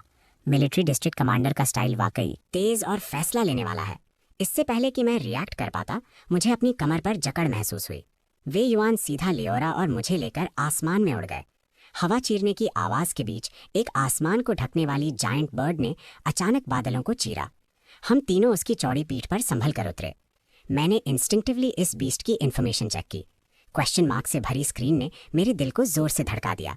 लेकिन जिस बात ने मुझे और भी हैरान किया, क्लाउड डिवाउरर की हवा चीरने वाली स्पीड के बावजूद हमें हवा का कोई प्रेशर महसूस नहीं हुआ। इसका मतलब है कि हमारे नीचे जो बीस्ट है वो कम से कम कमांडर टियर की है और बहुत हद तक पॉसिबल है कि सॉवरेन टियर तक पहुंच चुकी है। 3 घंटे बाद क्लाउड डिवाउरर की पहाड़ों से घिरे मिलिट्री बेस पर उतरा। जैसे ही मैं जायंट बर्ड की पीठ से कूदा, मैंने तुरंत कैंप प्लाजा में सोल्जर्स के अलावा 2 नौजवानों को नोटिस किया। ये दोनों वो साथी होने चाहिए जो मेरे साथ ट्रायल ज्वाइन करेंगे। Yuna Young, capital city, quadruple S rank potential. Ethan, Lin Yuan city, ये भी क्वाड्रुपल एस रैंक पोटेंशियल। ये ट्रायल तुम तीनों मिलकर क्लियर करोगे। वे युआन ने ब्रीफली सबकी इन्फॉर्मेशन इंट्रोड्यूस कराई। बाएं तरफ खड़ी यूना यंग ने सफेद रोब्स पहने थे और उसके कंधे पर एक क्रिस्टल जैसा साफ बर्फ का जीव बैठा था। वे यून का इंट्रोडक्शन सुनकर उसने मेरी तरफ हल्के से सर हिलाया। हालांकि उसकी नजर लियोरा पर कुछ सेकंड्स के लिए रुकी रही। उसकी आइस ब्लू आंखों में हैरानी की एक चमक गुजरी। मैंने भी पोलाइटली उसे ग्रीट किया, इस औरत की बीस्ट इन्फॉर्मेशन एग्जामिन करने से पहले। रही बात दाईं तरफ स्काइलर की, वो हाथ बांधे खड़ा था, एक 3 मीटर लंबा ब्रॉन्ज कलर ट्रिएंट उसके बगल में खड़ा था। उसने मुझे तिरछी नजर से देखा। उसकी आंखों में नफरत की झलक थी। मैंने ध्यान से तीनों बीस्ट्स का डेटा कंपेयर किया, धीरे धीरे एक फैसला बनाते हुए। यहाँ तक कि 1 स्टार लेजेंडरी क्वालिटीज में भी फासला हैरान करने वाले तरीके से साफ है। हालांकि लियोरा के एट्रीब्यूट्स टॉप टियर नहीं है, वो बिना किसी कमजोरी के बैलेंस्ड डेवलपमेंट में सबसे आगे है। वे युआन साइड से फिर बोले, क्या तुम्हें कुछ और तैयारी करनी है? अगर नहीं तो मैं तुम्हें अभी ट्रायल साइट ले चलता हूँ। वे युआन की नजर तीनों पर घूमी। कभी भी तैयार। यूना और स्काइलर ने भी इशारा किया कि उनकी तैयारी पूरी है। जल्द ही वे युआन हमें एक एंशिएंट मंदिर के एंट्रेंस पर ले गए। हालांकि ये खंडर बन चुका था, कुछ बारीक डिटेल्स अभी भी उसकी पुरानी शान दिखा रही थी। ये कभी एल्विन रेस की पवित्र जमीन थी, लेकिन किसी तरह पूरी एल्विन रेस गायब हो गई। सिर्फ ये ट्रायल साइट छोड़कर। इस ट्रायल को क्लियर करने पर तुम्हें अच्छे रिवॉर्ड्स मिलने चाहिए, लेकिन अगर कोई खतरा दिखे तो तुरंत पीछे हटने का चूज करना। आखिरकार तुम्हारी सेफ्टी सबसे जरूरी है। फिक्र मत कीजिए कमांडर, स्काइलर ने भरोसा दिलाते हुए अपने सीने पर थपकी दी। मेरे होते हुए ये ट्रायल तो बाएं हाथ का खेल है। वी युआन ने उसे गहरी नजर से देखा। उम्मीद तो यही है। बिना और वक्त लगाए वी युआन ने मंदिर के बीच में बने पत्थर के प्लेटफॉर्म की तरफ इशारा किया। ट्रायल एक्टिवेट करने के लिए अपने हाथ इस पर रखो। आखिर में उनकी बुलंद आवाज के साथ सभी सोल्जर्स अटेंशन में खड़े हो गए और एक साथ सल्यूट किया। हम तुम्हारी जीत की दुआ करते हैं। सबकी नजरों के नीचे हम तीनों ने एक साथ अपने हाथ स्टोन प्लेटफॉर्म पर रखे। एक पल में अंधा कर देने वाली सफेद रोशनी आसमान की तरफ निकली, पूरी तरह से हमारी 3 फिगर्स को निगल गई। लियोरा को रिपेयर करने के मटेरियल्स जमा करने के लिए मैं मिलिट्री की रिक्वेस्ट मानकर ट्रायल साइट पर आ गया। अब ट्रायल साइट के अंदर स्काइलर अचानक रुका और मेरी तरफ देखा। वॉर ट्रिएंट की मोटी टहनियां उसके पीछे सरसराईं। गवार, मुझे फर्क नहीं पड़ता तुमने क्वाड्रुपल ऐसे वैल्यू चुन पाने के लिए क्या ट्रिक्स यूज की। जब बाद में खतरा आएगा बस चुपचाप मेरे पीछे छुप जाना। और यूना, उसने अपनी थोड़ी उठाई, उसका चेहरा घमंड से भरा था। हमारे यहाँ होते हुए कम से कम हम तुम्हें जिंदा रख सकते हैं जब खतरा आएगा। मैंने दिलचस्पी के साथ एक भाव उठाई। ये कैपिटल सिटी का यंग मास्टर घमंडी है, लेकिन दिल का बुरा नहीं है। इसे बस अभी तक समझ की मार नहीं पड़ी है, इसलिए ये ओवर कॉन्फिडेंट है। प्लस ट्रायल में अलग अलग मॉन्स्टर्स को मारने से 20 लेवल्स वैसे भी नहीं बढ़ेंगे। अगर कोई काम करने को तैयार है तो मैं बहुत खुश हूँ। कोई बात नहीं, तुम लीड करो, मैं तुम्हारा क्रेडिट नहीं लूंगा। मैं जानबूझकर 2 कदम पीछे हटा और एक बड़ा सा प्लीज प्रोसीड जेस्चर किया। स्मार्ट चॉइस, स्काइलर ने संतुष्टि से हुंकारा भरा और टीम के आगे चल दिया। वहीं योना ने लगता है ये सब पूरी तरह इग्नोर कर दिया। उसका पूरा ध्यान अपने कंधे पर बैठी फ्रॉस्ट फीनिक्स से बात करने में था। जल्द ही हम तीनों का सामना मॉन्स्टर्स की पहली वेव से हुआ। इन 3 ट्रायल गोलम्स की इन्फॉर्मेशन देखकर मुझे आखिरकार अब इस ट्रायल्स की डिफिकल्टी समझ आई। ट्रायल गोलम्स जिनके फुल एट्रीब्यूट्स 100 हैं, वो सुपीरियर टियर 6 मॉन्स्टर लेवल्स तक पहुंच चुके हैं। असल में क्योंकि उनके एट्रीब्यूट्स इतने बैलेंस्ड हैं, उनकी ताकत सेम टियर के मॉन्स्टर्स से भी ज्यादा है। इससे भी ज्यादा डरावनी बात यह है कि ये सिर्फ ट्रायल की मॉन्स्टर्स की पहली वेव है। आगे चलकर हमें जो मॉन्स्टर स्ट्रेंथ मिलेगी वो बढ़ती जाएगी। हालांकि स्काइलर को सिचुएशन की गंभीरता का एहसास होता नहीं दिख रहा। वो पहले ही बहादुरी से आगे बढ़ रहा है। यूना, बीच में मत आना, मैं इन 3 के डब्बों को खुद संभाल लूंगा। यूना ने एक पल सोचा, फिर सहमति में हल्के से सर हिलाया। रूट स्ट्रैंगल, स्काइलर के कमांड पर वॉर ट्रिएंट की मोटी जड़ें जमीन से फूट पड़ी। 3 गॉलम्स के चारों तरफ जायंट अजगर की तरह लिपट गईं। वुड फाइबर्स मेटल शेल से रगड़ खाने लगे, कान फाड़ देने वाली आवाजें पैदा करते हुए। आखिर में 3 धमाकेदार क्रैक्स के साथ गॉलम्स बिखरे हुए टुकड़ों में टूट गए। कैसा रहा मेरा ट्रिएंट? स्काइलर गर्व से हमें देखने घूमा, उसका चेहरा तारीफ मांग रहा था।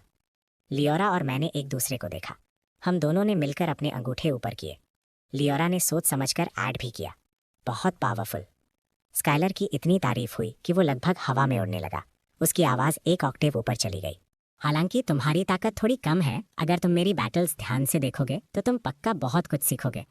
सही सही सही, मैंने लगातार हाँ में सर हिलाया, लियोरा को नीचे दबाते हुए जो बहस करना चाहती थी। आगे स्काइलर रास्ता ढूंढने का रोल निभाता रहा। हालांकि जैसे जैसे हम गहराई में गए, हमारे सामने आने वाले ट्रायल गोलम्स और ज़्यादा पावरफुल होते गए। जब 5 अवेकन्ड टियर 7 ट्रायल गोलम्स ने हमारा रास्ता रोका, स्काइलर आखिरकार मुस्कुरा नहीं सका। वो पसीने से भीग चुका था। 5 ट्रायल गोलम्स जिनके एवरेज एट्रीब्यूट्स 120 पॉइंट्स है। वॉर ट्रिएंट साफ तौर पर उन्हें हैंडल करने में बहुत स्ट्रगल कर रहा है। पसीने की बारीक बूंदें स्काइलर के माथे से टपक रही हैं। उसके भिंचे हुए हाथ हल्के से कांप रहे हैं। स्काइलर, मदद चाहिए? मैंने प्यार से आगे बढ़कर पूछा। ज़रूरत नहीं है, स्काइलर ने जिद में अपने दांत पीसे, लेकिन कोई भी देख सकता है कि वो ज़बरदस्ती कर रहा है। हालांकि साइड में खड़ी यूना ने अपने कंधे पर फ्रॉस्ट फीनिक्स को हल्के से थपथपाया। उसकी आवाज़ ठंडी थी। मैं कंट्रोल करूंगी, तुम आउटपुट दो। यूना को बोलता सुनकर मैंने हैरानी से अपनी भौहें उठाईं। ये आइस क्वीन असल में बोलती है। और ये सुनकर कि यूना एक्ट करेगी, स्काइलर ने तुरंत राहत की सांस ली। वो इन 5 ट्रायल गोलम्स को हैंडल कर सकता है, लेकिन इसके लिए उसे कुछ कीमत चुकानी पड़ती। लेकिन ये सिर्फ ट्रायल का पहला चेक पॉइंट है। आगे यूना के बैटल ज्वाइन करने से सिचुएशन तुरंत पलट गई। फ्रॉस्ट स्पाइरल, जैसे ही फ्रॉस्ट फीनिक्स ने अपने पंख फड़फड़ाए, ट्रायल गोलम के जॉइंट्स तुरंत फ्रॉस्ट से ढक गए। वॉर ट्रिएंट ने इस मौके का फायदा उठाया, मोटी टहनियां उठाकर जमे हुए गोलम्स को एक एक करके तोड़ दिया। अगले सफर में मैं आराम करके खुश हूँ। यूना और स्काइलर साथ काम कर रहे हैं। ट्रायल गोलम्स उनके सामने मुश्किल से एक राउंड टिक पाते हैं। लियोरा और मैं टेम्परेरी आउटसाइडर्स बन गए हैं। कुछ ही देर में स्काइलर और यूना ने पहला चेक पॉइंट आसानी से पार कर लिया। हम तीनों एक साथ पहले चेक पॉइंट के एंड पर पहुंचे। 3 गहरे रास्ते हमारे सामने दिखे। यहाँ ये एबिस टियर ट्रायल का दूसरा चेक पॉइंट है। वे युआन की इंटेलिजेंस के मुताबिक इन 3 रास्तों में से हर एक को एक इंसान द्वारा चुना जाना चाहिए ताकि इंडिपेंडेंटली पूरे रास्ते का ट्रायल कंप्लीट कर सके तीसरे चेक पॉइंट में एंटर करने से पहले। रही बात तीसरे चेक पॉइंट के कंटेंट की, ये वे युआन को भी नहीं पता। लास्ट ट्रायल के पार्टिसिपेंट्स ज़्यादा से ज़्यादा सिर्फ दूसरे चेक पॉइंट तक पहुंचे थे। स्काइलर अचानक घूमा। उसकी नज़र मुझ पर काफ़ी देर तक रुकी रही। उसके लहजे में साफ शक था। क्या तुम कर पाओगे? उसे नेचुरली योना की ताकत की कोई चिंता नहीं है। कैपिटल सिटी नोविस ट्रायल की टॉप रैंकर होने के नाते उसकी ताकत उससे भी ज़्यादा है। लेकिन ये गांव का जीनियस अगर इसने उन्हें नीचे खींच लिया, भले ही वो और यूना सेकंड चेक पॉइंट क्लियर कर लें, ये ट्रायल फिर भी फेल होगा। यहाँ तक कि आमतौर पर अलग रहने वाली यूना ने भी हल्का सा सर घुमाया, मेरे जवाब का इंतजार करते हुए। आखिरकार मैंने पूरे रास्ते कोई हरकत नहीं की है, तो वो भी इस साथी की ताकत जज नहीं कर सकती। स्काइलर के शक का सामना करते हुए मैंने बहस नहीं की। मैंने बस हल्की सी मुस्कुराहट दी और सीधा बीच वाले रास्ते की तरफ चला गया। एक मर्द ये नहीं कह सकता कि वो नहीं कर सकता। जिस पल मैंने रास्ते में कदम रखा, मुझे एहसास हुआ कि मैं दूसरी दुनिया में हूँ। मैं घूमा तो पाया कि एंट्रेंस गायब हो गया है और वहाँ सिर्फ अंधेरा है। मेरे सामने एक मैकेनिकल फिगर धीरे धीरे बनती है, एनहांस टाइप। मेरा माथा थोड़ा सिकुड़ता है। ऑर्डिनरी बैलेंस कॉलम्स के मुकाबले ये बंदा साफ तौर पर एक टियर ज़्यादा स्ट्रांग है। ना सिर्फ इसके पास एट्रीब्यूट बूस्टिंग बफ स्किल है, बल्कि वो बैलेंस फील्ड एबिलिटी और भी परेशानी वाली है। लियोरा, इसे खत्म करो। मेरी बात खत्म होने से पहले लियोरा के सिल्वर वाइट विंग्स पूरी तरह खुल जाते हैं। क्रिम्सन फ्लेम से जलती हुई एक लंबी तलवार उसके हाथ में आ जाती है। मैं देखता हूँ उसके विंग्स हल्के से फड़फड़ाते हैं। उसकी फॉर्म तुरंत गोलम के सामने फ्लैश करती है। गोल्डन स्वॉर्ड लाइट तारों की तरह चमकती है। एनहांस्ड गोलम वक्त पर 2 हिस्सों में कट जाता है। उसके टुकड़े जमीन पर गिरते हैं। जैसे ही गोलम टूटता है, सामने का नीला बैरियर भी गायब हो जाता है। मैं लियोरा को सेकंड स्पेस में ले जाता हूँ। वहाँ भी एनहांस्ड ट्रायल गोलम इंतजार कर रहा है, बस उसका लेवल अवेकन टियर 6 हो गया है। दुश्मन के एट्रीब्यूट्स 120 पॉइंट्स तक बढ़ते देखकर मेरा माथा कस के सिकुड़ जाता है। कोई हैरानी नहीं कि पिछले ट्रायल पार्टिसिपेंट्स ये चेक पॉइंट पास नहीं कर पाए। हर स्पेस क्लियर होने पर गोलम की ताकत ज्योमेट्रिकली बढ़ती है। इस अवेकेंड टियर 6 एनहांस्ड गोलम के एट्रीब्यूट्स पहले ही टियर 5 एपिक बीस्ट के बराबर हैं और ये सिर्फ दूसरा चेक पॉइंट है। लियोरा की तलवार फिर चमकती है। ट्रायल गोलम गिर जाता है। अगले स्पेस में 2 अवेकेंड टियर 6 गोलम्स एक साथ आते हैं।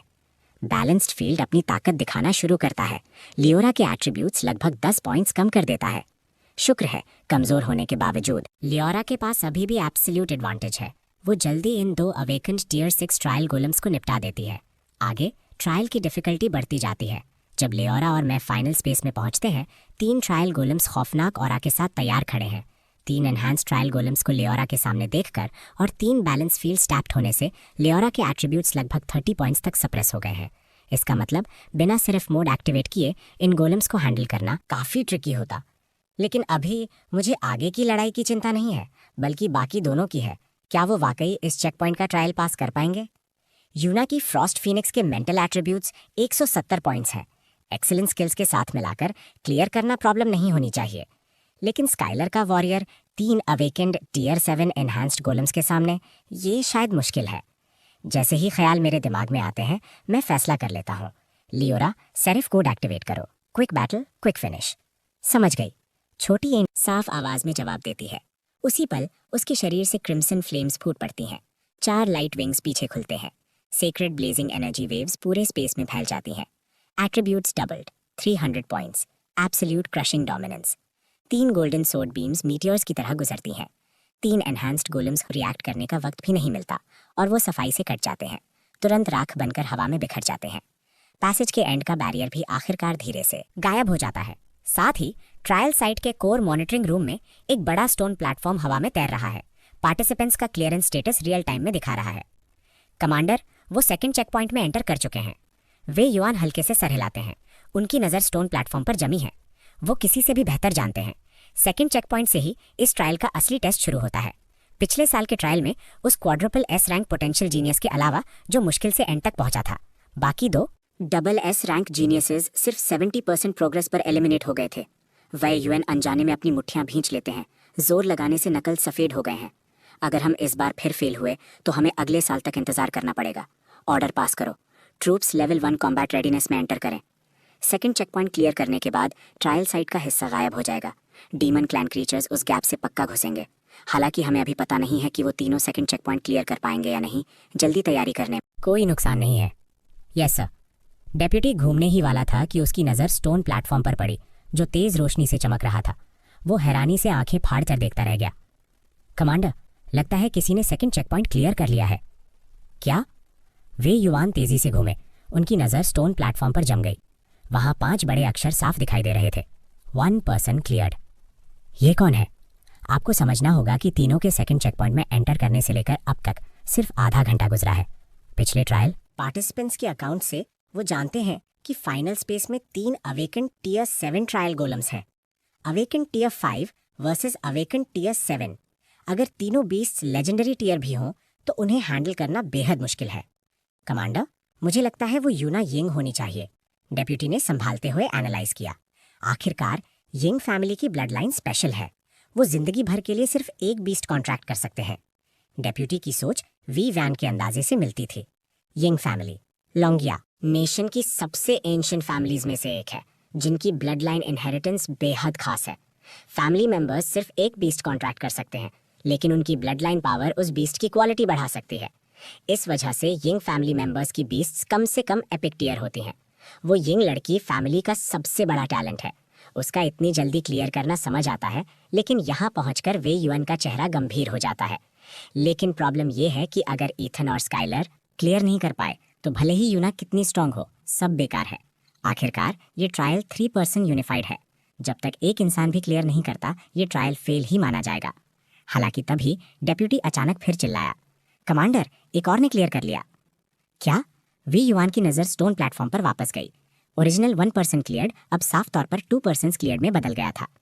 यंग फैमिली की यंग लेडी होने के नाते यूना के पास एक बेहद पावरफुल बीस्ट है, फ्रॉस्ट मून फीनिक्स। ट्रायल के एग्जिट पर खड़े होकर मैं उसके आमतौर पर ठंडे चेहरे पर हैरानी देख सकता हूँ। उसने शायद कभी सोचा नहीं होगा कि जिसे क्लियर करने में उसकी और उसकी बीस्ट की पूरी ताकत लग गई। मैंने उसे कुछ ही देर में आसानी से कर लिया। जब वो बाहर निकली तो मैं पहले से सेंट्रल हॉल में इंतजार कर रहा था। उसकी तेज ठंडी नज़र ने जल्दी से एरिया को स्कैन किया। मैं एक स्टोन पिलर से टेक लगाए खड़ा हूँ और लियोरा शांति से मेरे बगल में फ्लोट कर रही है। हे, तुम आ गई, मैंने कैजुअली कहा। यूना वहीं चाम गई। जब से मैं उससे मिला हूँ, पहली बार मैंने उसकी शांत आंखों में हैरानी देखी। वो आइस कोल्ड लड़की स्पीचलेस लग रही थी। उसने उस ट्रायल में अपनी पूरी जान लगा दी होगी। उसकी फ्रॉस्ट फीनिक्स ने पक्का अपना सब कुछ दिया होगा, और फिर भी वो मुझसे धीमी है। लंबे पॉज के बाद वो आखिरकार चल कर आई। उसकी आवाज़ में हिचकिचाहट थी। तुम कितनी देर से इंतज़ार कर रहे हो? मैंने ऊपर उसकी तरफ देखा। ओह, कोई 10 मिनट हुए होंगे। उसकी पुतलियाँ हल्की सी सिकुड़ गईं। 10 मिनट, इसका मतलब मेरी बीस्ट की पावर उसकी फ्रॉस्ट फीनिक्स से कहीं ज़्यादा है। मैंने नोटिस किया कि उसके कंधे पर बैठा फीनिक्स गुस्से से अपने पंख फड़फड़ा रहा है, जैसे उसे समझ आ गया हो कि उसका मास्टर क्या सोच रहा है। यूना ने उसे शांत किया, फिर मेरी तरफ सर हिलाया और हॉल की दूसरी तरफ मुड़ गई। लेकिन उसकी ठंडी नज़र मेरे और लियोरा के बीच घूमती रही। वक्त खामोशी में गुजरता गया। तीसरी पैसेज में कोई मूवमेंट नहीं थी। मेरा एक्सप्रेशन सीरियस हो गया। स्काइलर के साथ ज़रूर कुछ हुआ है, वरना वो इतना वक्त नहीं लगाता। यूना ने भी माथा से कोड़ा। हमने आखिरकार इस साल 3 SSS रैंक्ड टैलेंट्स इकट्ठा किए हैं। अगर हम अभी भी क्लियर नहीं कर पाए तो तभी मैं अचानक खड़ा हो गया। लियोरा, हम जा रहे हैं। कहाँ जा रहे हो? यूना मदद के लिए घूमी। 2 सिंपल शब्द, लेकिन मैंने उसकी आंखें फैलती देखी।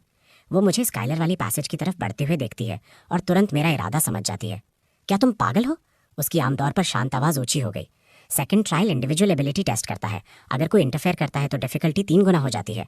आखिरी रूम में 10 अवेकन टियर 7 इन्हांस्ड गोलम्स होंगे, प्लस स्टैक्ड बैलेंस फील्ड्स। भले ही तुम मुझसे स्ट्रांग हो, तुम्हारे क्लियर करने का कोई चांस नहीं है।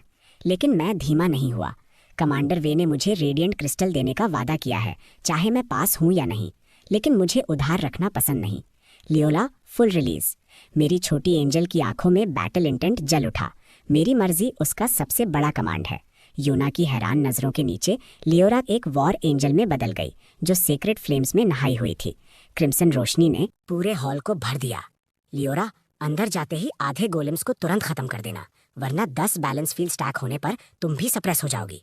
समझ गई मास्टर। उसके जवाब में गंभीरता थी। हम साथ में अंधेरे पैसेज में कूद गए। मैं देख नहीं सकता, लेकिन मेरे पीछे यूना अपनी जगह जम गई थी। सीक्रेट फ्लेम्स की घटती हुई रोशनी उसकी आइस ब्लू आंखों में रिफ्लेक्ट हो रही थी। फ्रॉस्ट मून, क्या हम वाकई जीनियस कहलाने लायक हैं? अंधेरे पैसेज की गहराई में मुझे स्काइलर का वॉर ट्रिएंट मिला, जिसने अपनी गठीली टहनियों को उसके चारों तरफ लपेट रखा था ताकि वो सेफ रहे। एक और भारी मुक्का ताने पर लगा, एक अवेकेंड टियर 7 ट्रायल गोलम जिसकी आंखें लाल चमक रही थीं। बिना ट्रिएंट के आयरन कर्टन बैरियर्स खिल के स्काइलर पहले ही एलिमिनेट हो चुका होता। ट्रिएंट के वाइन विप्स गोलम की बॉडी पर लगते हैं, लेकिन सिर्फ हल्के निशान छोड़ते हैं। वो एक अजीब स्टेलमेट में फंसे हैं। डैम इट, ये ट्रायल गोलम इतना स्ट्रांग क्यों है? क्या ये ट्रायल इंसानों के पास करने के लिए बना भी है? मैं स्काइलर की फ्रस्ट्रेशन भरी आवाज सुनता हूँ जब वो अपने ट्रिएंट पर लगातार हमले देख रहा है। उसके हमलों ने कोई असली नुकसान नहीं किया। Metal golems physical type beast जैसे वॉर ट्रिएंट के नेचुरल दुश्मन हैं, और इसे हराने के बाद 3 और अवेकेंड टियर 7 गोलेम्स आगे के कमरों में इंतजार कर रहे हैं। मैं यहाँ से उसकी मायूसी महसूस कर सकता हूँ। जैसे ही वो हार मानने वाला था, पैसेज की गहराई से एक जमीन हिला देने वाला धमाका हुआ। क्रिम्सन और सफेद रोशनी लहर की तरह आगे बढ़ी, तुरंत ट्रायल गोलम को निगल गई। जब धूल बैठी, स्काइलर की फटी हुई आंखों में वो शख्स दिखा जिसे देखने की उसे उम्मीद नहीं थी। कैसे? तुम यहाँ कैसे हो? उसकी आवाज गले में अटक गई। उसके हाथ बेकाबू होकर कांपने लगे। उसने कभी नहीं सोचा था कि उसे बचाने वाला इंसान मैं हूँगा, वो लड़का जिसे उसने शुरू में नीचा दिखाया था। मैंने लकड़ी के छिलकों से ढके यंग मास्टर को देखकर भौं उठाई। क्या उस गोलेम ने तुम्हें मारकर बेवकूफ़ बना दिया यंग मास्टर चैन? अपने सेवियर को पहचानते नहीं हो? स्काइलर का चेहरा लाल हो गया। उसकी उंगली हवा में बार बार हिली, लेकिन वो एक पूरा सेंटेंस नहीं बोल पाया। अब जाग गए? मैंने मजाक का लहजा छोड़ा। चलने का वक्त है। मैंने पिछले रूम के ट्रायल गोलम्स को पहले ही निपटा दिया है। पूरा पैसेज साफ था जब मैं हैरान स्काइलर को वापस मेन हॉल में लाया। ये आमतौर पर घमंडी परिवार का लड़का अभी भी सदमे में है। उसकी नज़र मैकेनिकली मेरे और यूना के बीच घूम रही है, आखिरकार एक अजीब सच्चाई एक्सेप्ट करने पर मजबूर। ये गांव का लड़का ना सिर्फ उससे आगे निकला, बल्कि शायद कैपिटल के नंबर 1 टैलेंट से भी स्ट्रांग है। यूना की ठंडी नज़र मुझ पर जमी है, जैसे मैं कोई लॉजिक तोड़ने वाला मॉन्स्टर हूँ। मैंने वाकई अकेले ट्रिपल डिफिकल्टी ट्रायल क्लियर किया। मैंने वाकई 10 awakened tier 7 enhance trial golems को मारा। हम तीनों फाइनल ट्रायल शुरू करने की जल्दी नहीं करते। सेकेंड ट्रायल पहले ही काफ़ी ब्रूटल था, थर्ड और भी बुरा होगा। ये इंश्योर करने के लिए कि कुछ गलत ना हो, हमें पहले अपने बीस्ट्स को पीक कंडीशन में लाना होगा। एक बार जब तीनों बीस्ट पूरी तरह रिकवर हो गए, यूना मेरी तरफ चली। वो मेरे सामने रुकी। उन आइस ब्लू आंखों में वाकई इमोशन की लहर थी। तीसरा ट्रायल। उसकी आमतौर पर ठंडी आवाज़ हिचकिचाई। तुम लीड करो। ये सजेशन मुझे सरप्राइज करता है। मैं यूना के आइडिया से सहमत हूँ। स्काइलर ने अपना सीना ठोका। मेरा ट्रिएंट टैंकी है, मैं पक्का कुछ वक्त निकाल सकता हूँ। क्योंकि वो दोनों जिद कर रहे हैं, मैंने सर हिलाया। ठीक है। अपनी स्ट्रैटेजी तैयार करने के बाद हम सर्कुलर हॉल के बीच में गए। जिस पल हमारे हाथ ठंडे स्टोन प्लेटफॉर्म पर एक साथ लगे, पूरा हॉल भूतिया नीली रोशनी से चमक उठा। एक मैकेनिकल आवाज वॉइड में गुंजी। Final trial confirmed, initiating program. एक लाइट स्क्रीन हमारे सामने खुली। खूनी लाल टेक्स्ट चीख रहा था, फाइनल ट्रायल वार्निंग। रूल 1, एक बार शुरू होने पर ट्रायल बीच में रोका नहीं जा सकता। रूल 2, सिर्फ इसे क्लियर करके ही तुम ट्रायल स्पेस से बाहर जा सकते हो। रूल 3, जो फेल होंगे वो हमेशा यहाँ रहेंगे। Confirm to proceed. मैंने लोअर राइट कॉर्नर में छोटे टेक्स्ट की एक ऑलमोस्ट ट्रांसपेरेंट लाइन नोटिस की।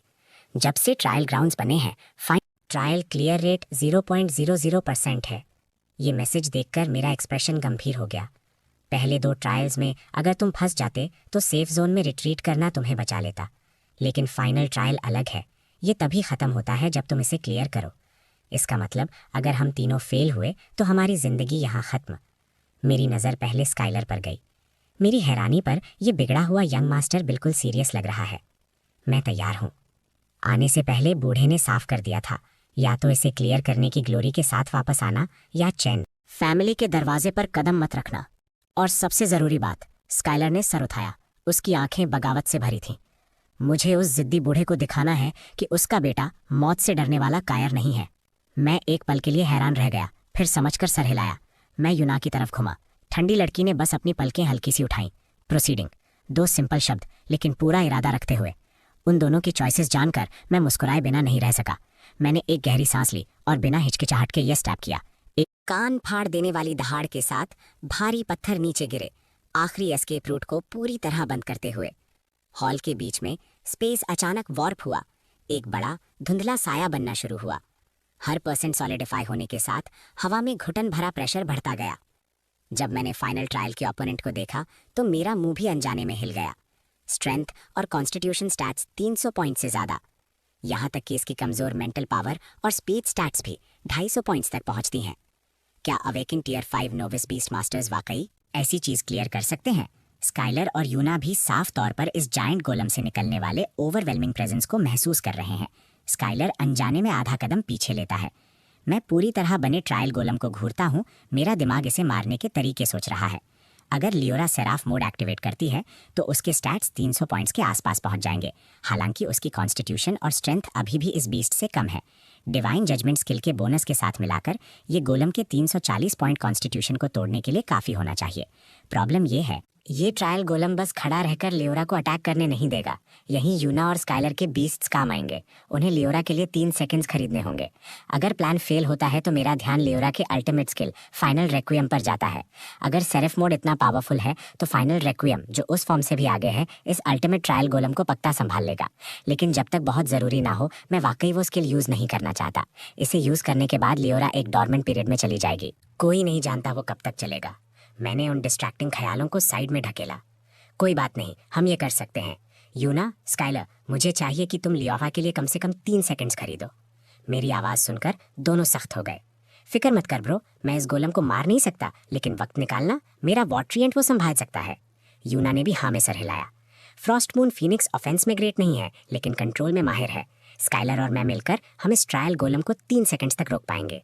उनके बीस्ट्स को देखकर मैं ऑप्टिमिस्टिक नहीं हूँ। ट्रायल गोलम के स्टार्ट्स उनसे लगभग डबल है। इतने बड़े गैप के साथ 3 सेकंड्स निकालना भी मुश्किल होगा, और इस गोलम के पास स्किल्स भी हैं।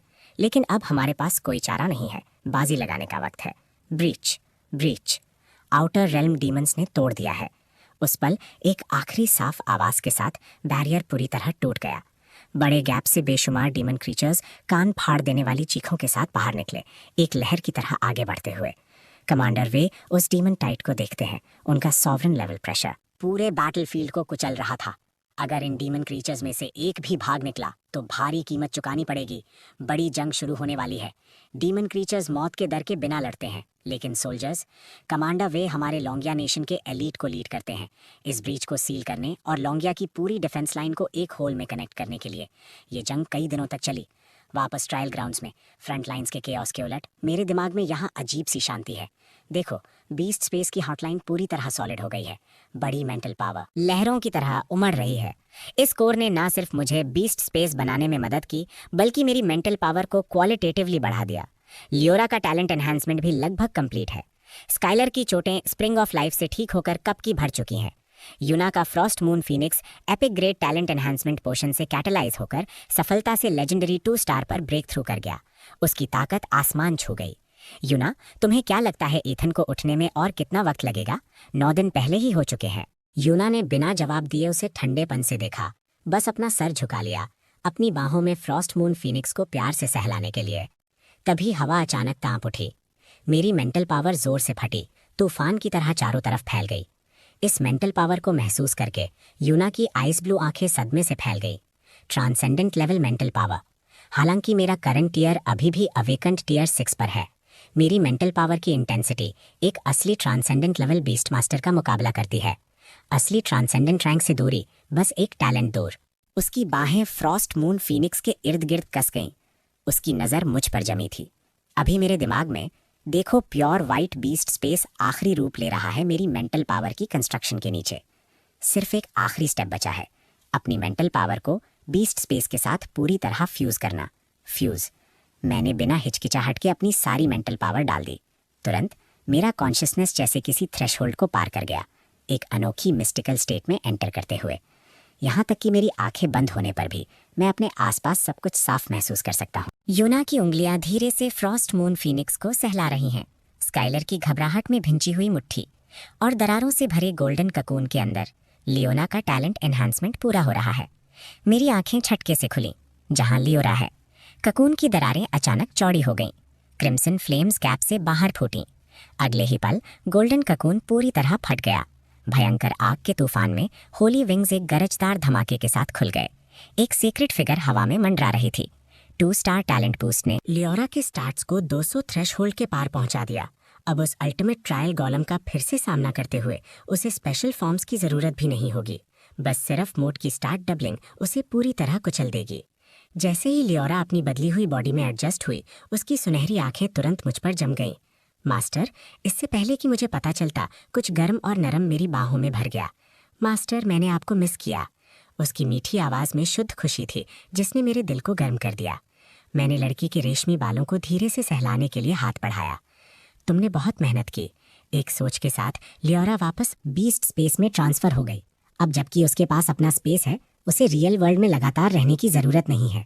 अपनी छोटी सी बच्ची को अपने स्पेस में सेट होता देख मैं आखिरकार एक माफी भरी नजर के साथ यूना और स्काइलर की तरफ चला। इंतजार कराने के लिए माफी चाहता हूँ। कोई बात नहीं, यूना की ठंडी आवाज ने जवाब दिया। वैसे भी ये हम तीनों के लिए एक ट्रायल था। स्काइलर का सर इतनी तेजी से घूमा कि उसका जबड़ा जमीन पर लग जाए। क्या ये वाकई वो आइस क्वीन है जो सबको इग्नोर करती है?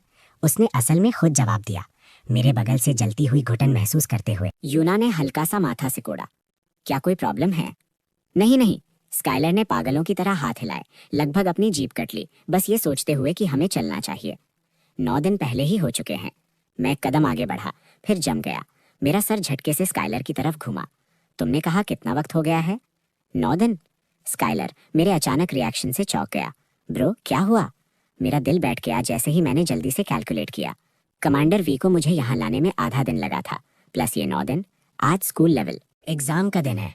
यह एहसास होते ही मैं अब शांति से नहीं बैठ सकता। लेकिन फिर मैंने आराम से खड़े यूना और स्काइलर को देखा। क्या तुम दोनों को स्कूल लेवल एग्जाम नहीं देना? यूना और स्काइलर ने एक दूसरे को देखा। आखिरकार समझ गए कि मैं किस एग्जाम की बात कर रहा हूँ। दोनों ने ना में सर हिलाया। हमें डायरेक्ट एडमिशन्स मिले हैं। मैं स्पीचलेस हूँ। बिल्कुल, लोगों की जिंदगियां अलग होती हैं। मुझे अभी भी गाँव घिसना पड़ेगा, जबकि ये दोनों बस पूरा प्रोसेस स्किप कर रहे हैं। वक्त खत्म हो रहा है। बिना एक और शब्द कहे मैंने तुरंत ट्रायल एग्जिट किया। एक अंधा कर देने वाली सफेद फ्लैश के बाद हम तीनों ट्रायल ग्राउंड्स के बाहर दिखे। शुक्र है तुम आखिरकार बाहर आ गए। डेप्यूटी ऑफिसर जो इंतजार कर रहा था भागता हुआ आया। उसका चेहरा चिंता से भरा था। पूरे 9 दिन बिना किसी मूवमेंट के। कमांडर वे लगभग लोगों को अंदर भेजने वाले थे तुम्हें रेस्क्यू करने के लिए, लेकिन मुझे अभी यूनिवर्सिटी में जाने और ज्यादा रिसोर्सेज एक्सेस करने की जल्दी है। लियोरा को भी स्ट्रांग होने के मौके चाहिए। क्या आप प्लीज मुझे वापस लिनवन सिटी भेज सकते हैं? स्कूल लेवल एग्जाम शुरू होने वाला है। क्या? डेप्यूटी का चेहरा बदल गया, फिर वो तुरंत वापस होश में आया। फिक्र मत करो स्टूडेंट, हम तुम्हें टॉप स्पीड पर लिनवान सिटी वापस पहुंचाएंगे। हम अभी निकल रहे हैं। इसी बीच लिनवान सिटी के एग्जामिनेशन प्लाजा में 200 स्टूडेंट्स नीट फॉर्मेशन में खड़े हैं। आज लोंगिया नेशन का गाँव का पहला राउंड है, स्कूल लेवल एग्जाम। सिर्फ टॉप 50 ही अगले राउंड के लिए क्वालिफाई कर सकते हैं। सभी एग्जामिनीज ध्यान दें, एग्जाम जल्द ही लॉटरी ऑर्डर के हिसाब से शुरू होगा। कृपया सीक्वेंस में अपने रिटन टेस्ट के लिए स्टेज पर आएं।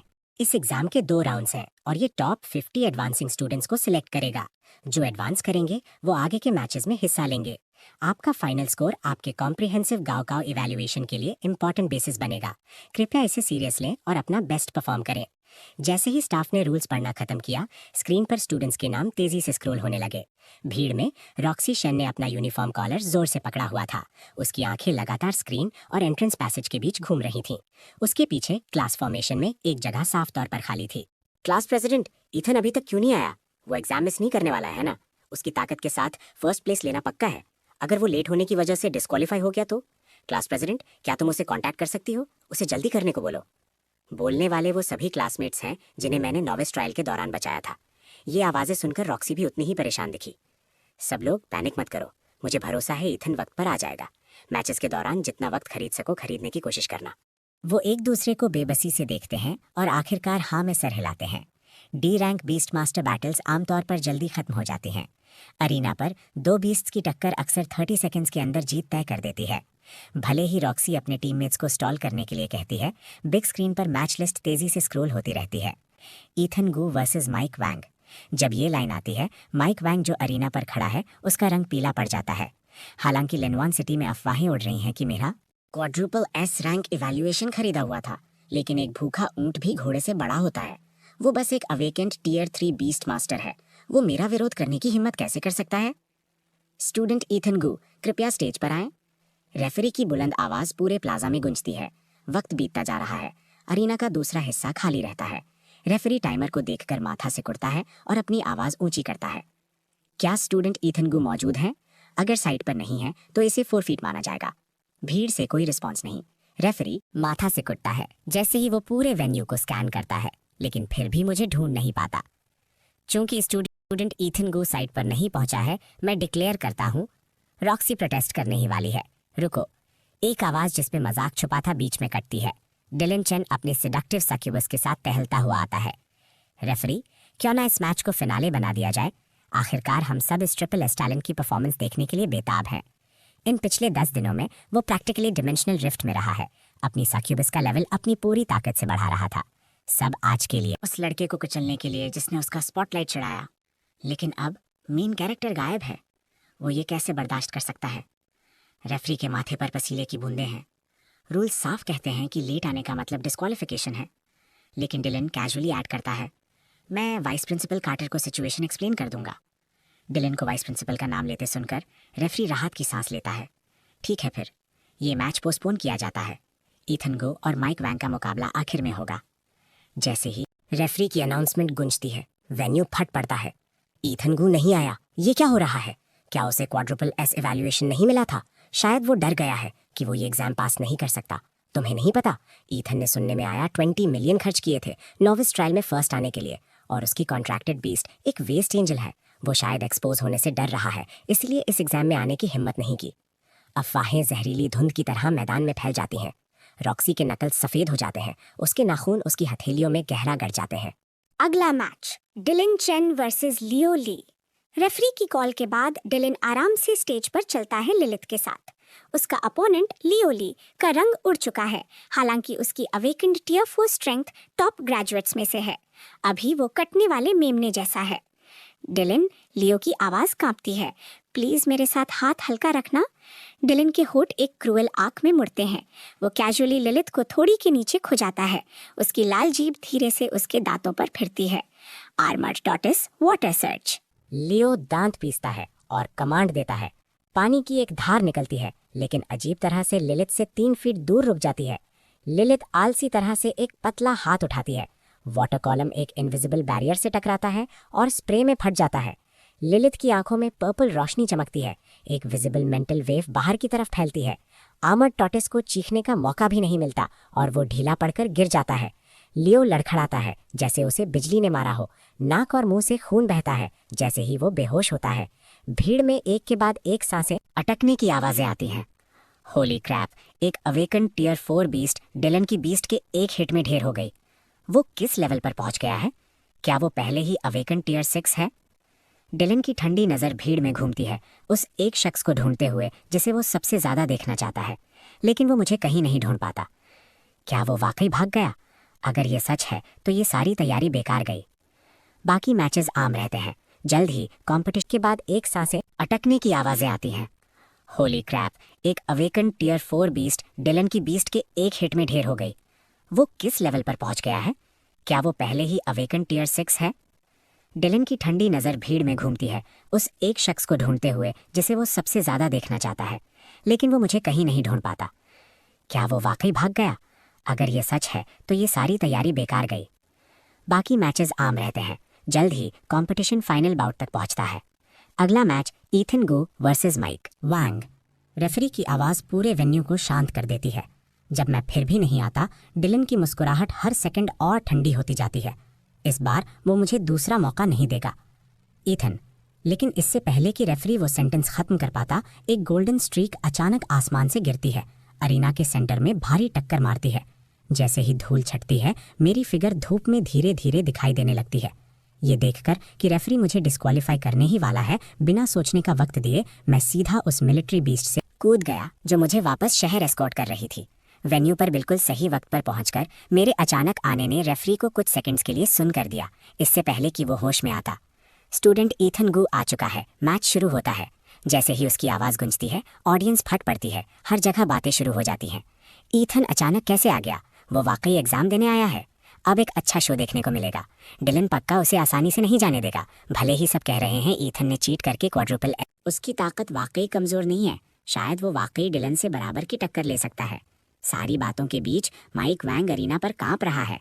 उसका माथा ठंडे पसीने से भीगा हुआ है। ईथन, प्लीज मेरे साथ हाथ हल्का रखना। चाहे बाहर की दुनिया कुछ भी अफवाह उड़ाए, मैं अभी भी एक असली ट्रिपल एस पोटेंशियल होल्डर हूँ। इसका मतलब मेरा लेवल कम से कम अवेकन टियर 5 है। फिक्र मत करो, ये जल्दी खत्म हो जाएगा। इससे पहले कि माइक मेरी बात का मतलब समझ पाता, एक सफेद धुंधला साया उसकी आंखों के सामने चमका। उसकी अवेकेंड टियर 3 बीस्ट सिर्फ एक चीख मार पाई और जमीन पर गिर गई। मैं सरेंडर करता हूँ, माइक ने बिना हिचकिचाहट के दोनों हाथों पर कर दिए। उसका चेहरा तुरंत सफेद पड़ गया। स्टेज के नीचे डिलन की आंखें हल्की सी सिकुड़ गईं। वो ख्यालों में खोया हुआ ललित के बालों को सहला रहा था।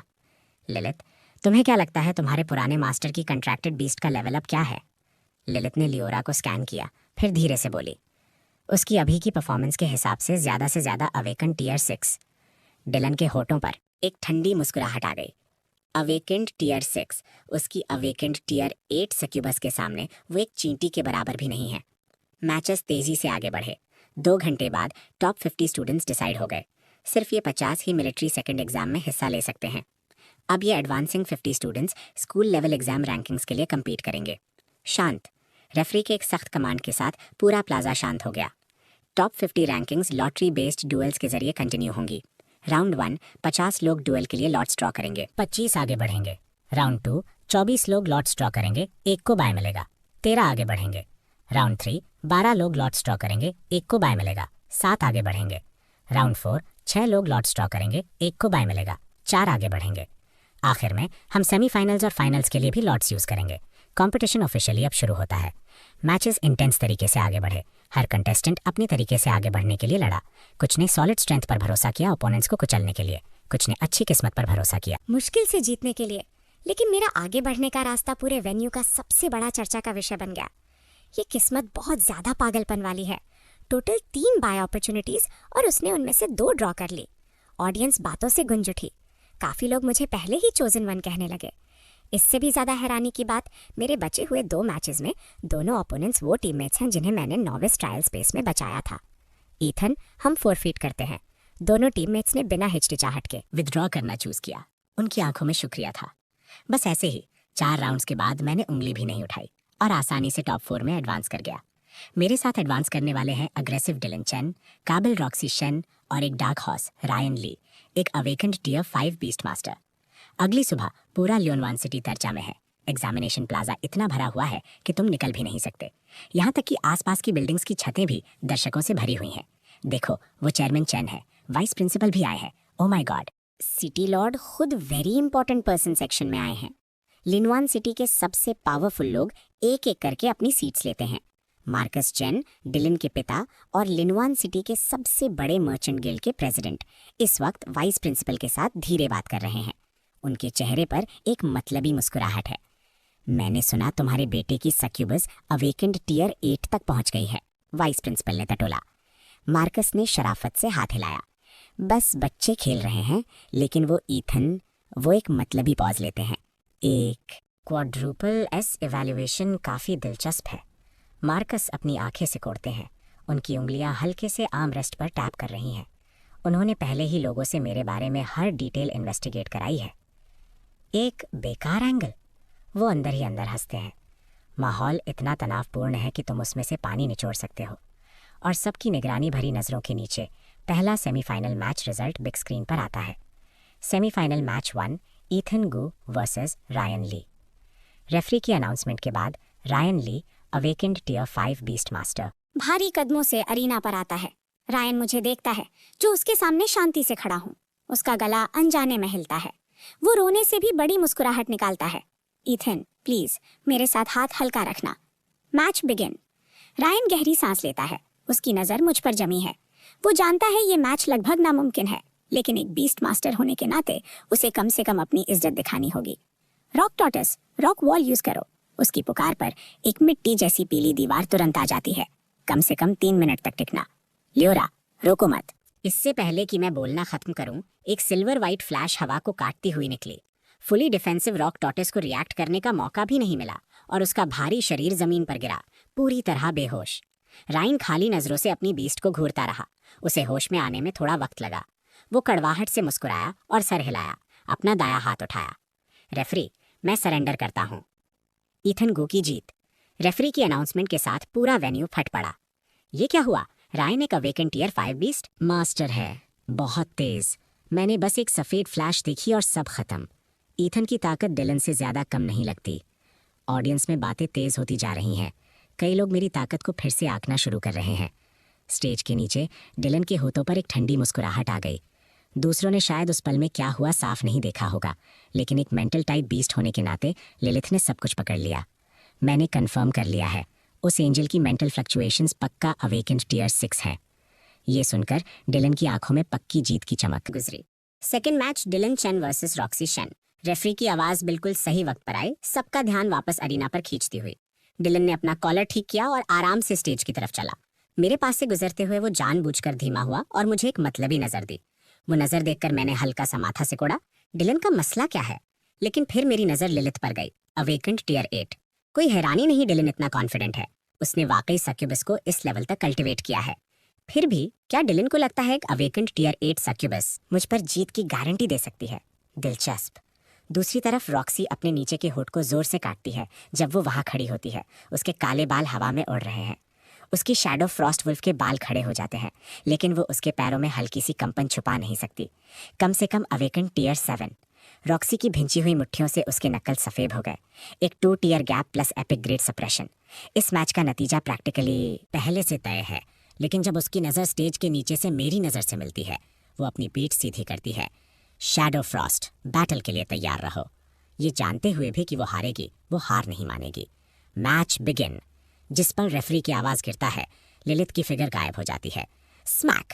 एक करारी थप्पड़ की आवाज़ पूरे अरीना में गूंजती है। रॉक्सी कई कदम पीछे लड़खड़ाती है। एक लाल हथेली का निशान तुरंत उसके बाएं गाल पर आ जाता है। ऑडियंस तुरंत उबल पड़ती है। उस बीस्ट ने वाकई एक इंसान पर हमला किया। क्या ये अलाउड भी है? रूल्स वाकई बीस्ट को बीस्ट मास्टर्स पर हमला करने से मना नहीं करते, लेकिन ये वाकई बेइज्जती लगती है ना? वो थप्पड़ सीधा अपमान था। डिलन के होठ एक क्रूअल आर्क में मुड़ते हैं। उप्स, माफ़ी चाहता हूँ, मेरा हाथ फिसल गया। वो झूठी माफ़ी में अपने हाथ फैलाता है, लेकिन उसकी आंखों में ठंडी बुराई चमकती है। इस कमीने औरत ने पहले ईथन की वक्त खरीदने में मदद की थी। इसका मतलब उसका ईथन के साथ रिश्ता ज़रूर अच्छा होगा।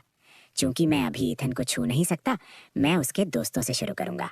Lilith, continue. वो हल्के से ऑर्डर देता है। उसकी आवाज़ में हड्डियों को जमा देने वाली ठंडक है। लिलिथ की लाल जीभ धीरे से उसकी उंगलियों पर फिरती है। उसकी आंखें क्रूअल खुशी से भरी हैं। अगले 3 मिनट अरीना को रॉक्सी के पर्सनल नरक में बदल देते हैं। वो दर्द में सिकुड़ जाती है। हर बार जब वो सरेंडर करने की कोशिश करती है, लिलिथ का मेंटल असॉल्ट जबरदस्ती उसे रोक देता है। शैडो फ्रॉस्ट वुल्फ अपने मास्टर को बचाने की पूरी कोशिश करता है, लेकिन लिलिथ की एक नज़र से जगह पर जम जाता है। सिर्फ बेबासी से रोने के काबिल रह जाता है। ये मंजर नीचे से देखते हुए मेरी भौहें कस के सिकुड़ जाती हैं। अरीना पर जो हो रहा है वो मैच बिल्कुल नहीं है, ये अपमान है। लेकिन डिलन की रॉक्सी से क्या दुश्मनी है? रुको, एक शक अचानक मेरे दिमाग में आता है। क्या ये मेरी वजह से है? मैं ऊपर देखता हूँ और डिलन का घमंडी चेहरा पकड़ता हूँ। ये वाकई मेरी वजह से है। रॉक्सी की तकलीफ मेरी गलती है। मेरी नज़र अरीना पर डिलन पर ठंडेपन से जम जाती है, जो इस तरीके से मुझे उकसा रहा है। मेरे होठ एक खतरनाक आर्क में मुड़ते हैं। मुबारक हो, तुम कामयाब हुए, लेकिन क्या तुम अंजाम भुगत सकते हो डिलन? उसी पल हाई प्लेटफॉर्म से वाइस प्रिंसिपल कार्टर के चेहरे पर एक जीत वाली मुस्कुराहट दिखती है, जैसे वो धीरे से बोलता है, मैं प्रपोज करता हूँ कि हम स्टूडेंट ईथन गू को सीरियस लेट होने की वजह से डिस्क्वालीफाई करने पर चर्चा करें। इससे पहले कि आखिरी शब्द भी खत्म होता, एक कान फाड़ देने वाली चीख अचानक आसमान को चीर देती है। सब लोग ऊपर देखते हैं कि एक बड़ी चिड़िया जिसका विंग स्पान 30 मीटर से ज्यादा है, बादलों को चीर रही है। उसका साया तुरंत पूरे प्लाजा को ढक लेता है। एक गरजदार दहाड़ ऊपर से फट पड़ती है। तुम्हारी हिम्मत कैसे हुई? मैं देखना चाहता हूँ कौन हिम्मत करता है एक first class honour medal recipient की गाँव काव एलिजिबिलिटी डिस्क्वालीफाई करने की। कमांडर वे की फिगर सबके सामने भूत की तरह मटीरियलाइज होती है। उनका सॉवरेन लेवल ऑरा पूरे प्लाजा पर दबाव डालता है। हवा खुद जमती हुई लगती है। कौन आया है ये देखकर वाइस प्रिंसिपल कार्टर की पुतलियां जोर से सिकुड़ जाती हैं। पसीना उनके माथे पर घना हो जाता है। ये सदर्न मिलिट्री डिस्ट्रिक्ट के सुप्रीम कमांडर हैं। वो सिटी लॉर्ड जेवियर को इग्नोर कर सकते हैं, लेकिन वो कमांडर वे के सामने बिल्कुल भी गुस्ताखी नहीं कर सकते। सर, आप खुद कैसे? कार्टर जल्दी से आगे बढ़ते हैं। उनकी कमर लगभग आधा झुकी हुई है। कमांडर वे उन्हें ठंडेपन से देखते हैं और सीधा सिटी लॉर्ड जेवियर की तरफ बढ़ते हैं। जेवियर, एक्सप्लेन करो यहाँ क्या हो रहा है। अभी सिटी लॉर्ड जेवियर अभी भी कमांडर वे के पहले वाले स्टेटमेंट की जानकारी डाइजेस्ट कर रहे हैं। अपने शौक को दबाते हुए वो सब कुछ बताते हैं जो साइट पर हुआ। हर सेंटेंस के साथ कमांडर वे का एक्सप्रेशन और गहरा होता जाता है। बीस्ट चुराना, चीटिंग छुपाना, उनकी आंखों में जैसे तूफान उबल रहा है। जब वो सुनते हैं कि चैन बाप और बेटा वाकई मुझे डिस्क्वालीफाई करना चाहते थे, तो कमांडर वे के पूरे शरीर से खौफनाक किलिंग इंटेंट अचानक फूट पड़ता है। ज्यादा वक्त नहीं हुआ, उन्हें यूना से पता चला कि पूरा एबिस्ट्रैन लगभग पूरी तरह अकेले मेरी कोशिशों से क्लियर हुआ था। वो मिलिट्री अफेयर्स निपटाकर तुरंत यहाँ आए, खास तौर पर इस यंग हीरो की तारीफ करने के लिए। लेकिन अब हीरो की बेइज्जती हो रही है। तुम ईथन गू की गावकाव एलिजिबिलिटी डिस्क्वालीफाई करना चाहते थे। कमांडर वे की आवाज नरक के 9वें लेवल की बर्फ जैसी लगती है। हर शब्द में हड्डियों को चीरती हुई किलिंग इंटेंट है। वाइस प्रिंसिपल कार्टर के घुटने जोर से जमीन पर लगते हैं। ठंडा पसीना उनके माथे से बारिश की तरह बहता है। देखिए कमांडर वे, हमें वाकई नहीं पता था कि स्टूडेंट ईथन एक फर्स्ट क्लास मेडल रेसिपिएंट है। हम बस रेगुलेशंस फॉलो कर रहे थे। लेकिन कमांडर वे के एक्सप्रेशन को और गहरा होते देख वो जल्दी से अपनी धुन बदलते हैं। चूंकि हालात स्पेशल है, हमें नेचुरली इसे स्पेशल तरह से हैंडल करना चाहिए। स्टूडेंट ईथन गू की एग्जामिनेशन क्वालिफिकेशन तुरंत रिस्टोर की जाती है। अभी कार्टर कोई भी गलत इरादा रखने की हिम्मत नहीं करते। हालांकि मार्कस चेन अभी भी हार मानने को तैयार नहीं है, तो वो हिम्मत करके बोलते हैं, कमांडर, भले ही वो एक फर्स्ट क्लास मेडल रेसिपिएंट हो, उसे फिर भी रूल्स फॉलो करने चाहिए। ये स्टेटमेंट सुनकर कार्टर तुरंत अपनी नज़र डर के मारे घुमा लेते हैं। मार्कस लिनवॉन सिटी में बहुत लंबा रह चुके हैं, रूल्स के अंदर बहुत सालों तक जिए हैं। वो लगता है भूल गए हैं कि कुछ लोगों को रूल्स फॉलो करने की जरूरत नहीं होती, वो रूल मेकर्स होते हैं। तुम क्या हो? तुम्हें लगता है तुम मेरे साथ रूल्स की बात कर सकते हो? एक चाबुक जैसी लात बिजली की तरह फटती है। मार्कस चेन एक टूटे हुए बोर की तरह हवा में उड़ते हैं, भारी टक्कर के साथ अरीना सेंटर में गिरते हैं और वहीं बेहोश हो जाते हैं। मार्कस की बुरी हालत देखकर कार्टर का शरीर ढीला पड़ जाता है, लगभग जमीन पर गिरने वाला होता है। कमांडर वे की नजर कार्टर पर वापस आती है। तुम्हें पता है क्या करना है ना? कमांडर वे समझ गए। कार्टर की आवाज कांपती है, जैसे वो खुद को खड़ा होने के लिए मजबूर करते हैं। मैं डिक्लेयर करता हूँ इस एग्जामिनेशन का चैंपियन ईथन गू है। पूरा वेन्यू तुरंत एक अजीब खामोशी में गिर जाता है, फिर कान फाड़ देने वाली चीयर्स में फट पड़ता है। दूसरों की एक्साइटमेंट के उलट कार्टर को लगता है जैसे वो बर्फ के तहखाने में गिर गए हैं। उन्हें नहीं पता कि आगे क्या किस्मत उनका इंतजार कर रही है, लेकिन कमांडर वे उनकी तरफ देखते भी नहीं, सीधा अरीना की तरफ मुड़ते हैं। जब कार्टर सोचते हैं कि वो डिजास्टर से बच गए हैं, कमांडर वे की आवाज धीरे से आती है, तुम्हारे जैसा इंसान पढ़ाने और सिखाने के लायक नहीं है। खुद मिलिट्री हेडक्वार्टर्स जाओ और अपना रेजिग्नेशन सबमिट करो। कल वैनगार्ड कोर को रिपोर्ट करना। ये स्टेटमेंट कार्टर के सर पर बिजली की तरह लगता है। वैनगार्ड कोर, जिसे कैनन फॉडर बटालियन भी कहा जाता है, खास तौर पर सीरियस क्रिमिनल्स और लापरवाह ऑफिसर्स को रखता है। इसका मोर्टालिटी रेट 70% तक पहुंचता है। कार्टर का चेहरा मौत जैसा पीला पड़ जाता है, लेकिन वो विरोध का एक शब्द भी बोलने की हिम्मत नहीं करते। कमांडर की दया के लिए शुक्रिया, मैं कल रिपोर्ट करूंगा। उसकी आवाज़ फटी हुई निकलती है, जैसे वो एक पल में 10 साल बूढ़ा हो गया हो। कमांडर वे हल्के से सर हिलाते हैं। अगर पुराने प्रिंसिपल की फीलिंग्स का ख्याल ना होता, उनके स्वभाव को देखते हुए वो पहले ही इस कचरे को वहीं थप्पड़ मारकर ख़त्म कर चुके होते। जल्द ही कमांडर वे अरीना तक पहुंचते हैं। उनके चेहरे पर तुरंत एक मुस्कुराहट आ जाती है। स्टूडेंट ईथन, शुक्रिया, तुमने लॉन्गिया की एक बड़ी थ्रेट रिजॉल्व करने में मदद की। मैं अभी भी थोड़ा सुन्न हूँ। आखिरकार कुछ पल पहले ही मैं मिलिट्री रिकमेंडेशन के जरिए यूनिवर्सिटी में एंटर करने का प्लान बना रहा था। मैंने कभी उम्मीद नहीं की थी कि सिचुएशन एक पल में पूरी तरह पलट जाएगी। मैं जल्दी से होश में आता हूँ और जल्दी से बोलता हूँ, कमांडर वे, आप लिनवान सिटी फिर क्यों आए? क्या ट्रायल में कुछ गड़बड़ हुई? तुम छोटे शैतान, तुम्हारे लहजे से लगता है मैं दूसरे मामलों के लिए लिनवान सिटी नहीं आ सकता। कमांडर वे जानबूझकर एक सख्त चेहरा बनाते हैं। नहीं नहीं, मेरा वो मतलब नहीं था। मैं पागलों की तरह हाथ हिलाता हूँ। मेरे करंट स्टेटस को देखते हुए मैं भला कमांडर वे की मौजूदगी का बुरा कैसे मान सकता हूँ? मुझे इस तरह देखकर कमांडर वे हंसते हैं और कुछ मेरी तरफ फेंकते हैं। तुम इतनी जल्दी में निकले कि ये लेना भी भूल गए। मैं ये तुम्हारे लिए लाया हूँ। मैं जल्दी से उसे पकड़ता हूँ। रेडिएंट क्रिस्टल में अल्टीमेट लाइट एट्रीब्यूट पावर होती है। इस हथेली जितने बड़े रेडिएंट क्रिस्टल को देखकर मुझे आखिरकार याद आता है कि इस क्रिस्टल को पाना ही ट्रायल में पार्टिसिपेट करने का मकसद था। मैं इसे कंप्लीट करने के बाद इतनी जल्दी में निकला कि मैं इसके बारे में पूरी तरह भूल गया। शुक्रिया कमांडर वे, मैं उनका तहे दिल से शुक्रिया अदा करता हूँ। मेरे साथ इतने फॉर्मल मत बनो कमांडर। वो खुलकर हंसते हैं, फिर अचानक टॉपिक बदल देते हैं। वैसे ग्रेजुएशन के बाद क्या तुम्हारा हमारे मिलिट्री डिस्ट्रिक्ट में करियर डेवलप करने का कोई इरादा है? इस बार लिनवान सिटी आने का उनका मकसद दोहरा है। पहला, मेरे कॉन्ट्रीब्यूशंस के लिए शुक्रिया कहना। दूसरा, इस जीनियस को सदर्न मिलिट्री डिस्ट्रिक्ट में जल्दी रिक्रूट करना। अगर वो मेरे यूनिवर्सिटी में अपनी काबिलियत दिखाने तक इंतजार करेंगे तो उनके कंपेटिटर्स बढ़ जाएंगे। मैं इस सवाल से हैरान हूँ। मैं अभी यूनिवर्सिटी में एंटर भी नहीं हुआ हूँ और ये कमांडर पहले ही 4 साल आगे की बुकिंग कर रहे हैं। कमांडर वे, मेरा गाँव का अभी खत्म भी नहीं हुआ है। क्या अभी इस बारे में बात करना बहुत जल्दी नहीं है? जल्दी? इसमें जल्दी क्या है? तुम्हारी ताकत के साथ गाँव का चैंपियन बनना पक्का है। नौजवानों को आगे की प्लानिंग करनी चाहिए। कमांडर वे का सीरियस एक्सप्रेशन देखकर मेरा मुंह हल्का सा हिलता है। 4 साल में बहुत सारे वेरिएबल्स होते हैं। कौन कह सकता है कि बाद में क्या होगा? मुझे वाकई अफसोस है कमांडर वे, मेरे पास अभी ऐसे कोई प्लान्स नहीं है। मेरा सख्त रवैया देखकर कमांडर वे सिर्फ दूसरे बेस्ट ऑप्शन पर सेटल हो सकते हैं। और ये कैसा रहेगा? अगर तुम फ्यूचर में कभी मिलिट्री ज्वाइन करने का सोचो तो तुम्हें हमारे सदर्न मिलिट्री डिस्ट्रिक्ट को प्रायोरिटी देनी होगी। बिल्कुल। तब जाके कमांडर वे ने एक संतुष्टि भरी मुस्कुराहट दिखाई। उन्हें वैसे भी शुरू में कामयाब होने की उम्मीद नहीं थी। ये रिजल्ट पहले ही काफ़ी अच्छा है। आगे कमांडर वे अपना हाथ उठाते हैं, चैन बाप और बेटे की तरफ इशारा करते हुए, जो वहाँ मरे हुए कुत्तों की तरह पड़े हैं। तुम इनके साथ क्या करना चाहते हो? मेरी नज़र कमांडर वे की उंगली के पीछे अरीना पार जाती है। कभी ऊंचे और ताकतवर चैन परिवार, बाप और बेटा अब बिल्कुल पथेटिक लग रहे हैं। मैं उन्हें ठंडेपन से देखता हूँ। मेरे दिल में कुछ महसूस नहीं होता। कमांडर वे, इन्हें कानून के हिसाब से हैंडल करें। कमांडर वे हल्के से सर हिलाते हैं, सोचने के लिए रुकते हैं, फिर बेहोश चंद बाप और बेटे को स्कैन करते हैं। मार्कस चंद, वैनगार्ड कोर में भेजा जाए। जब वो डिलन तक पहुंचते हैं, वो जानबूझकर अपनी बात धीमी करते हैं। रही बात इसकी, जानबूझकर क्लासमेट्स को नुकसान पहुंचाना, बीस्ट्स को अब्यूज करना, इसे लिनवान सिटी प्रिजन में डाल दो, लाइफ इम्प्रिजनमेंट। कमांडर वे के फैसले के साथ चेन बाप और बेटे की किस्मत सील हो गई है।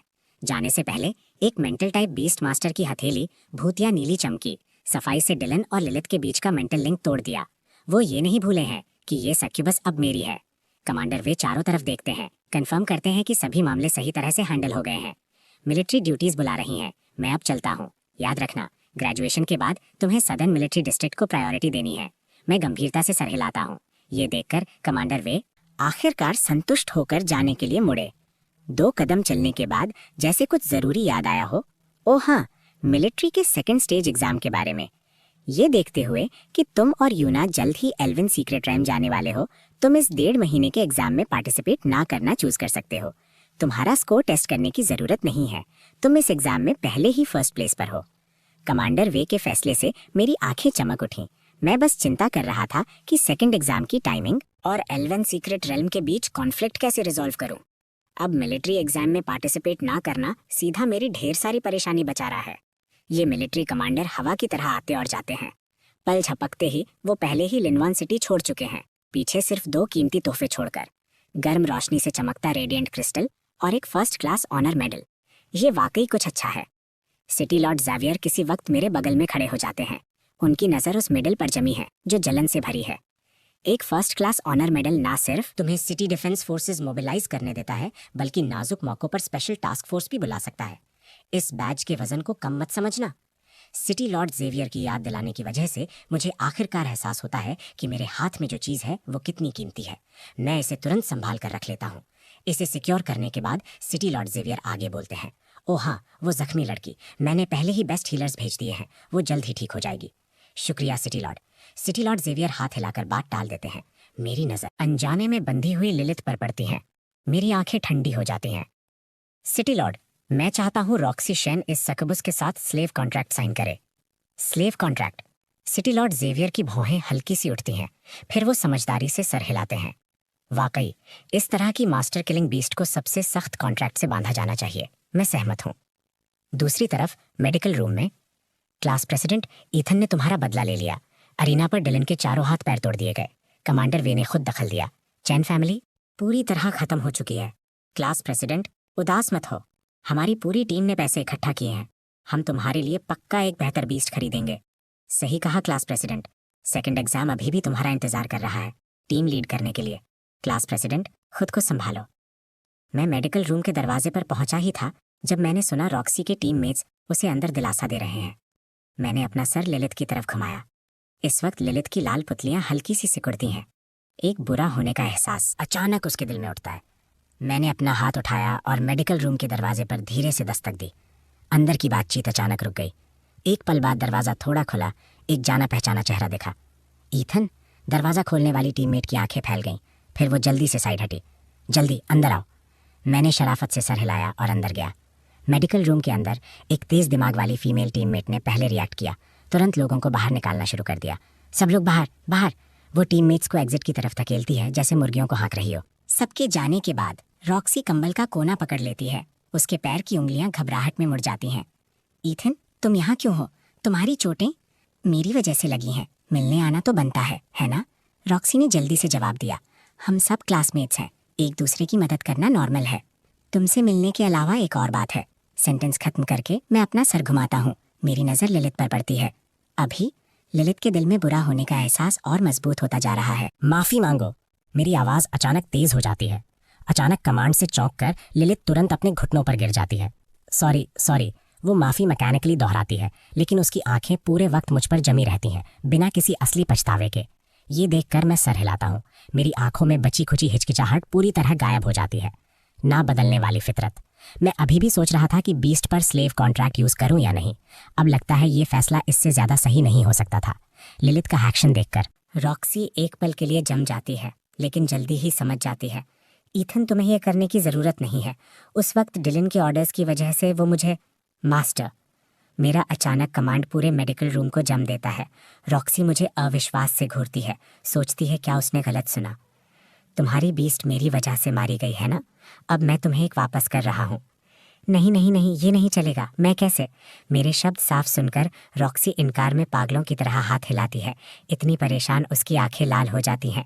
माना कि वो अभी बीस्ट के बिना है, लेकिन वो बिल्कुल भी मेरी बीस्ट एक्सेप्ट नहीं कर सकती।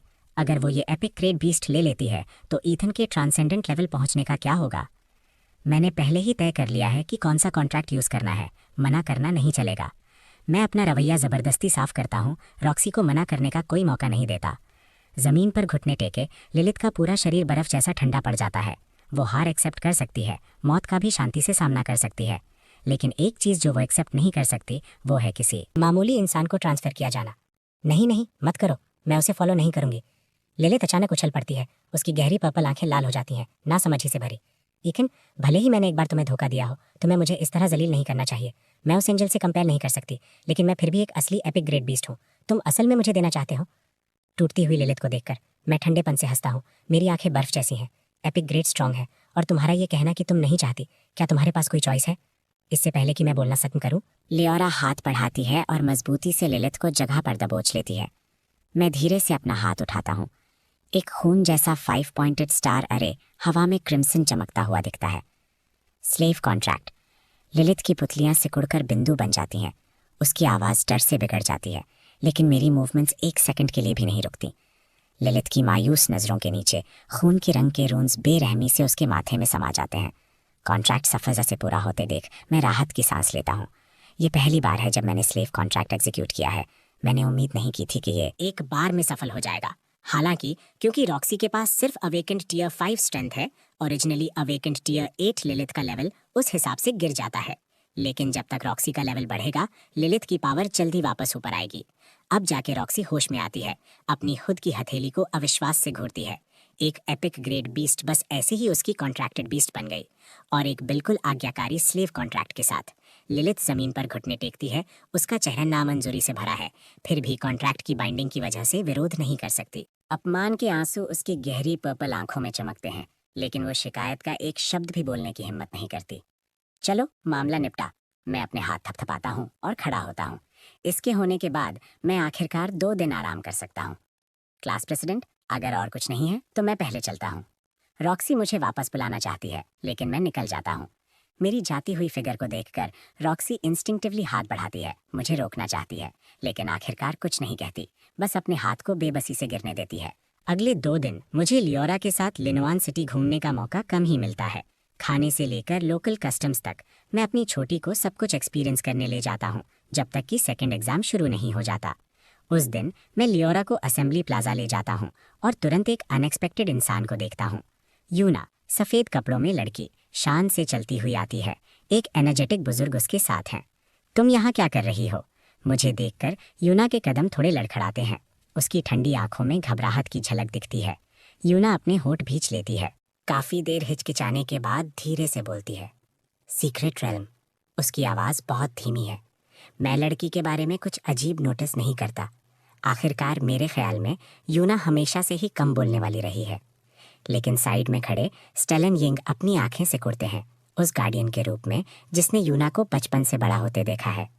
वो अपनी यंग लेडी का फ़र्क साफ पकड़ लेते हैं।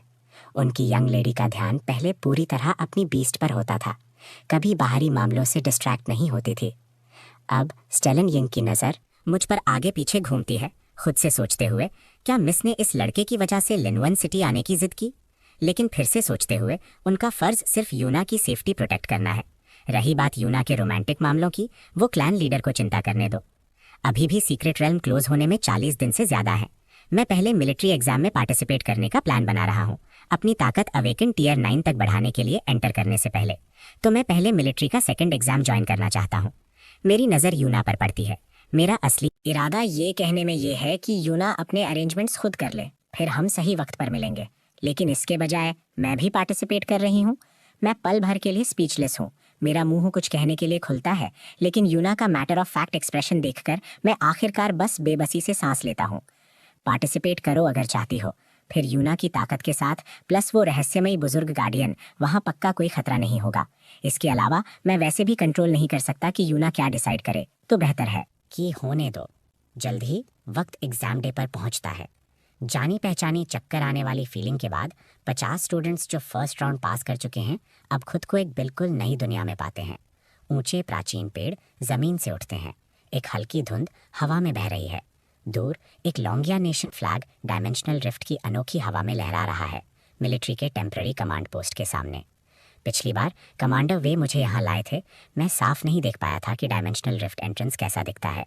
मेरे लिए ये वाकई पहली बार है फॉर्मली डायमेंशनल रिफ्ट में कदम रखते हुए। अभी एक मिलिट्री ऑफिसर बाहर निकलता है। एग्जाम शुरू होता है। जैसे ही ऑर्डर गिरता है, स्टूडेंट्स एग्जाम एरिया की तरफ तीर की तरह भागते हैं। एग्जाम एरिया में जल्दी एंटर करने का मतलब हायर लेवल अप करने का बेहतर चांस। मैं इंस्टिंक्टिवली आसपास स्कैन करता हूँ और नोटिस करता हूँ रॉक्सी की लिलिथ सभी बीस्ट्स में टॉप 5 में रैंक करती लगती है। डिलन से कहीं ज़्यादा बेहतर कमांड एबिलिटीज़ के साथ मिलाकर भले ही मैं पार्टिसिपेट ना करूँ, लिनोवन सिटी के पास फर्स्ट आने का एक्सीलेंट चांस है। इस बार स्टूडेंट्स को सफलता से एग्जाम एरिया में एंटर करते देख मैं आखिरकार अपना सर यूना की तरफ घुमाता हूँ। तो तुम मेरे साथ आ रही हो? यूना को देखकर जो लगता है मुझसे चिपक गई है, मैं थोड़ा बेबस महसूस करता हूँ। अगर मुझे पता ना होता कि स्टेलन यंग आसपास ही छुपे हैं, तो मैं वाकई सोचता कि मैं कोई क्रीप हूँ जो मासूम लड़की को फुसला रहा है। स्टेलन यंग के मुताबिक जब तक मुझे जानलेवा खतरा नहीं होता, वो बीच में नहीं आएंगे। लेकिन मैं जानता हूँ स्टेलन यंग आसपास कहीं छुपे होंगे। मैं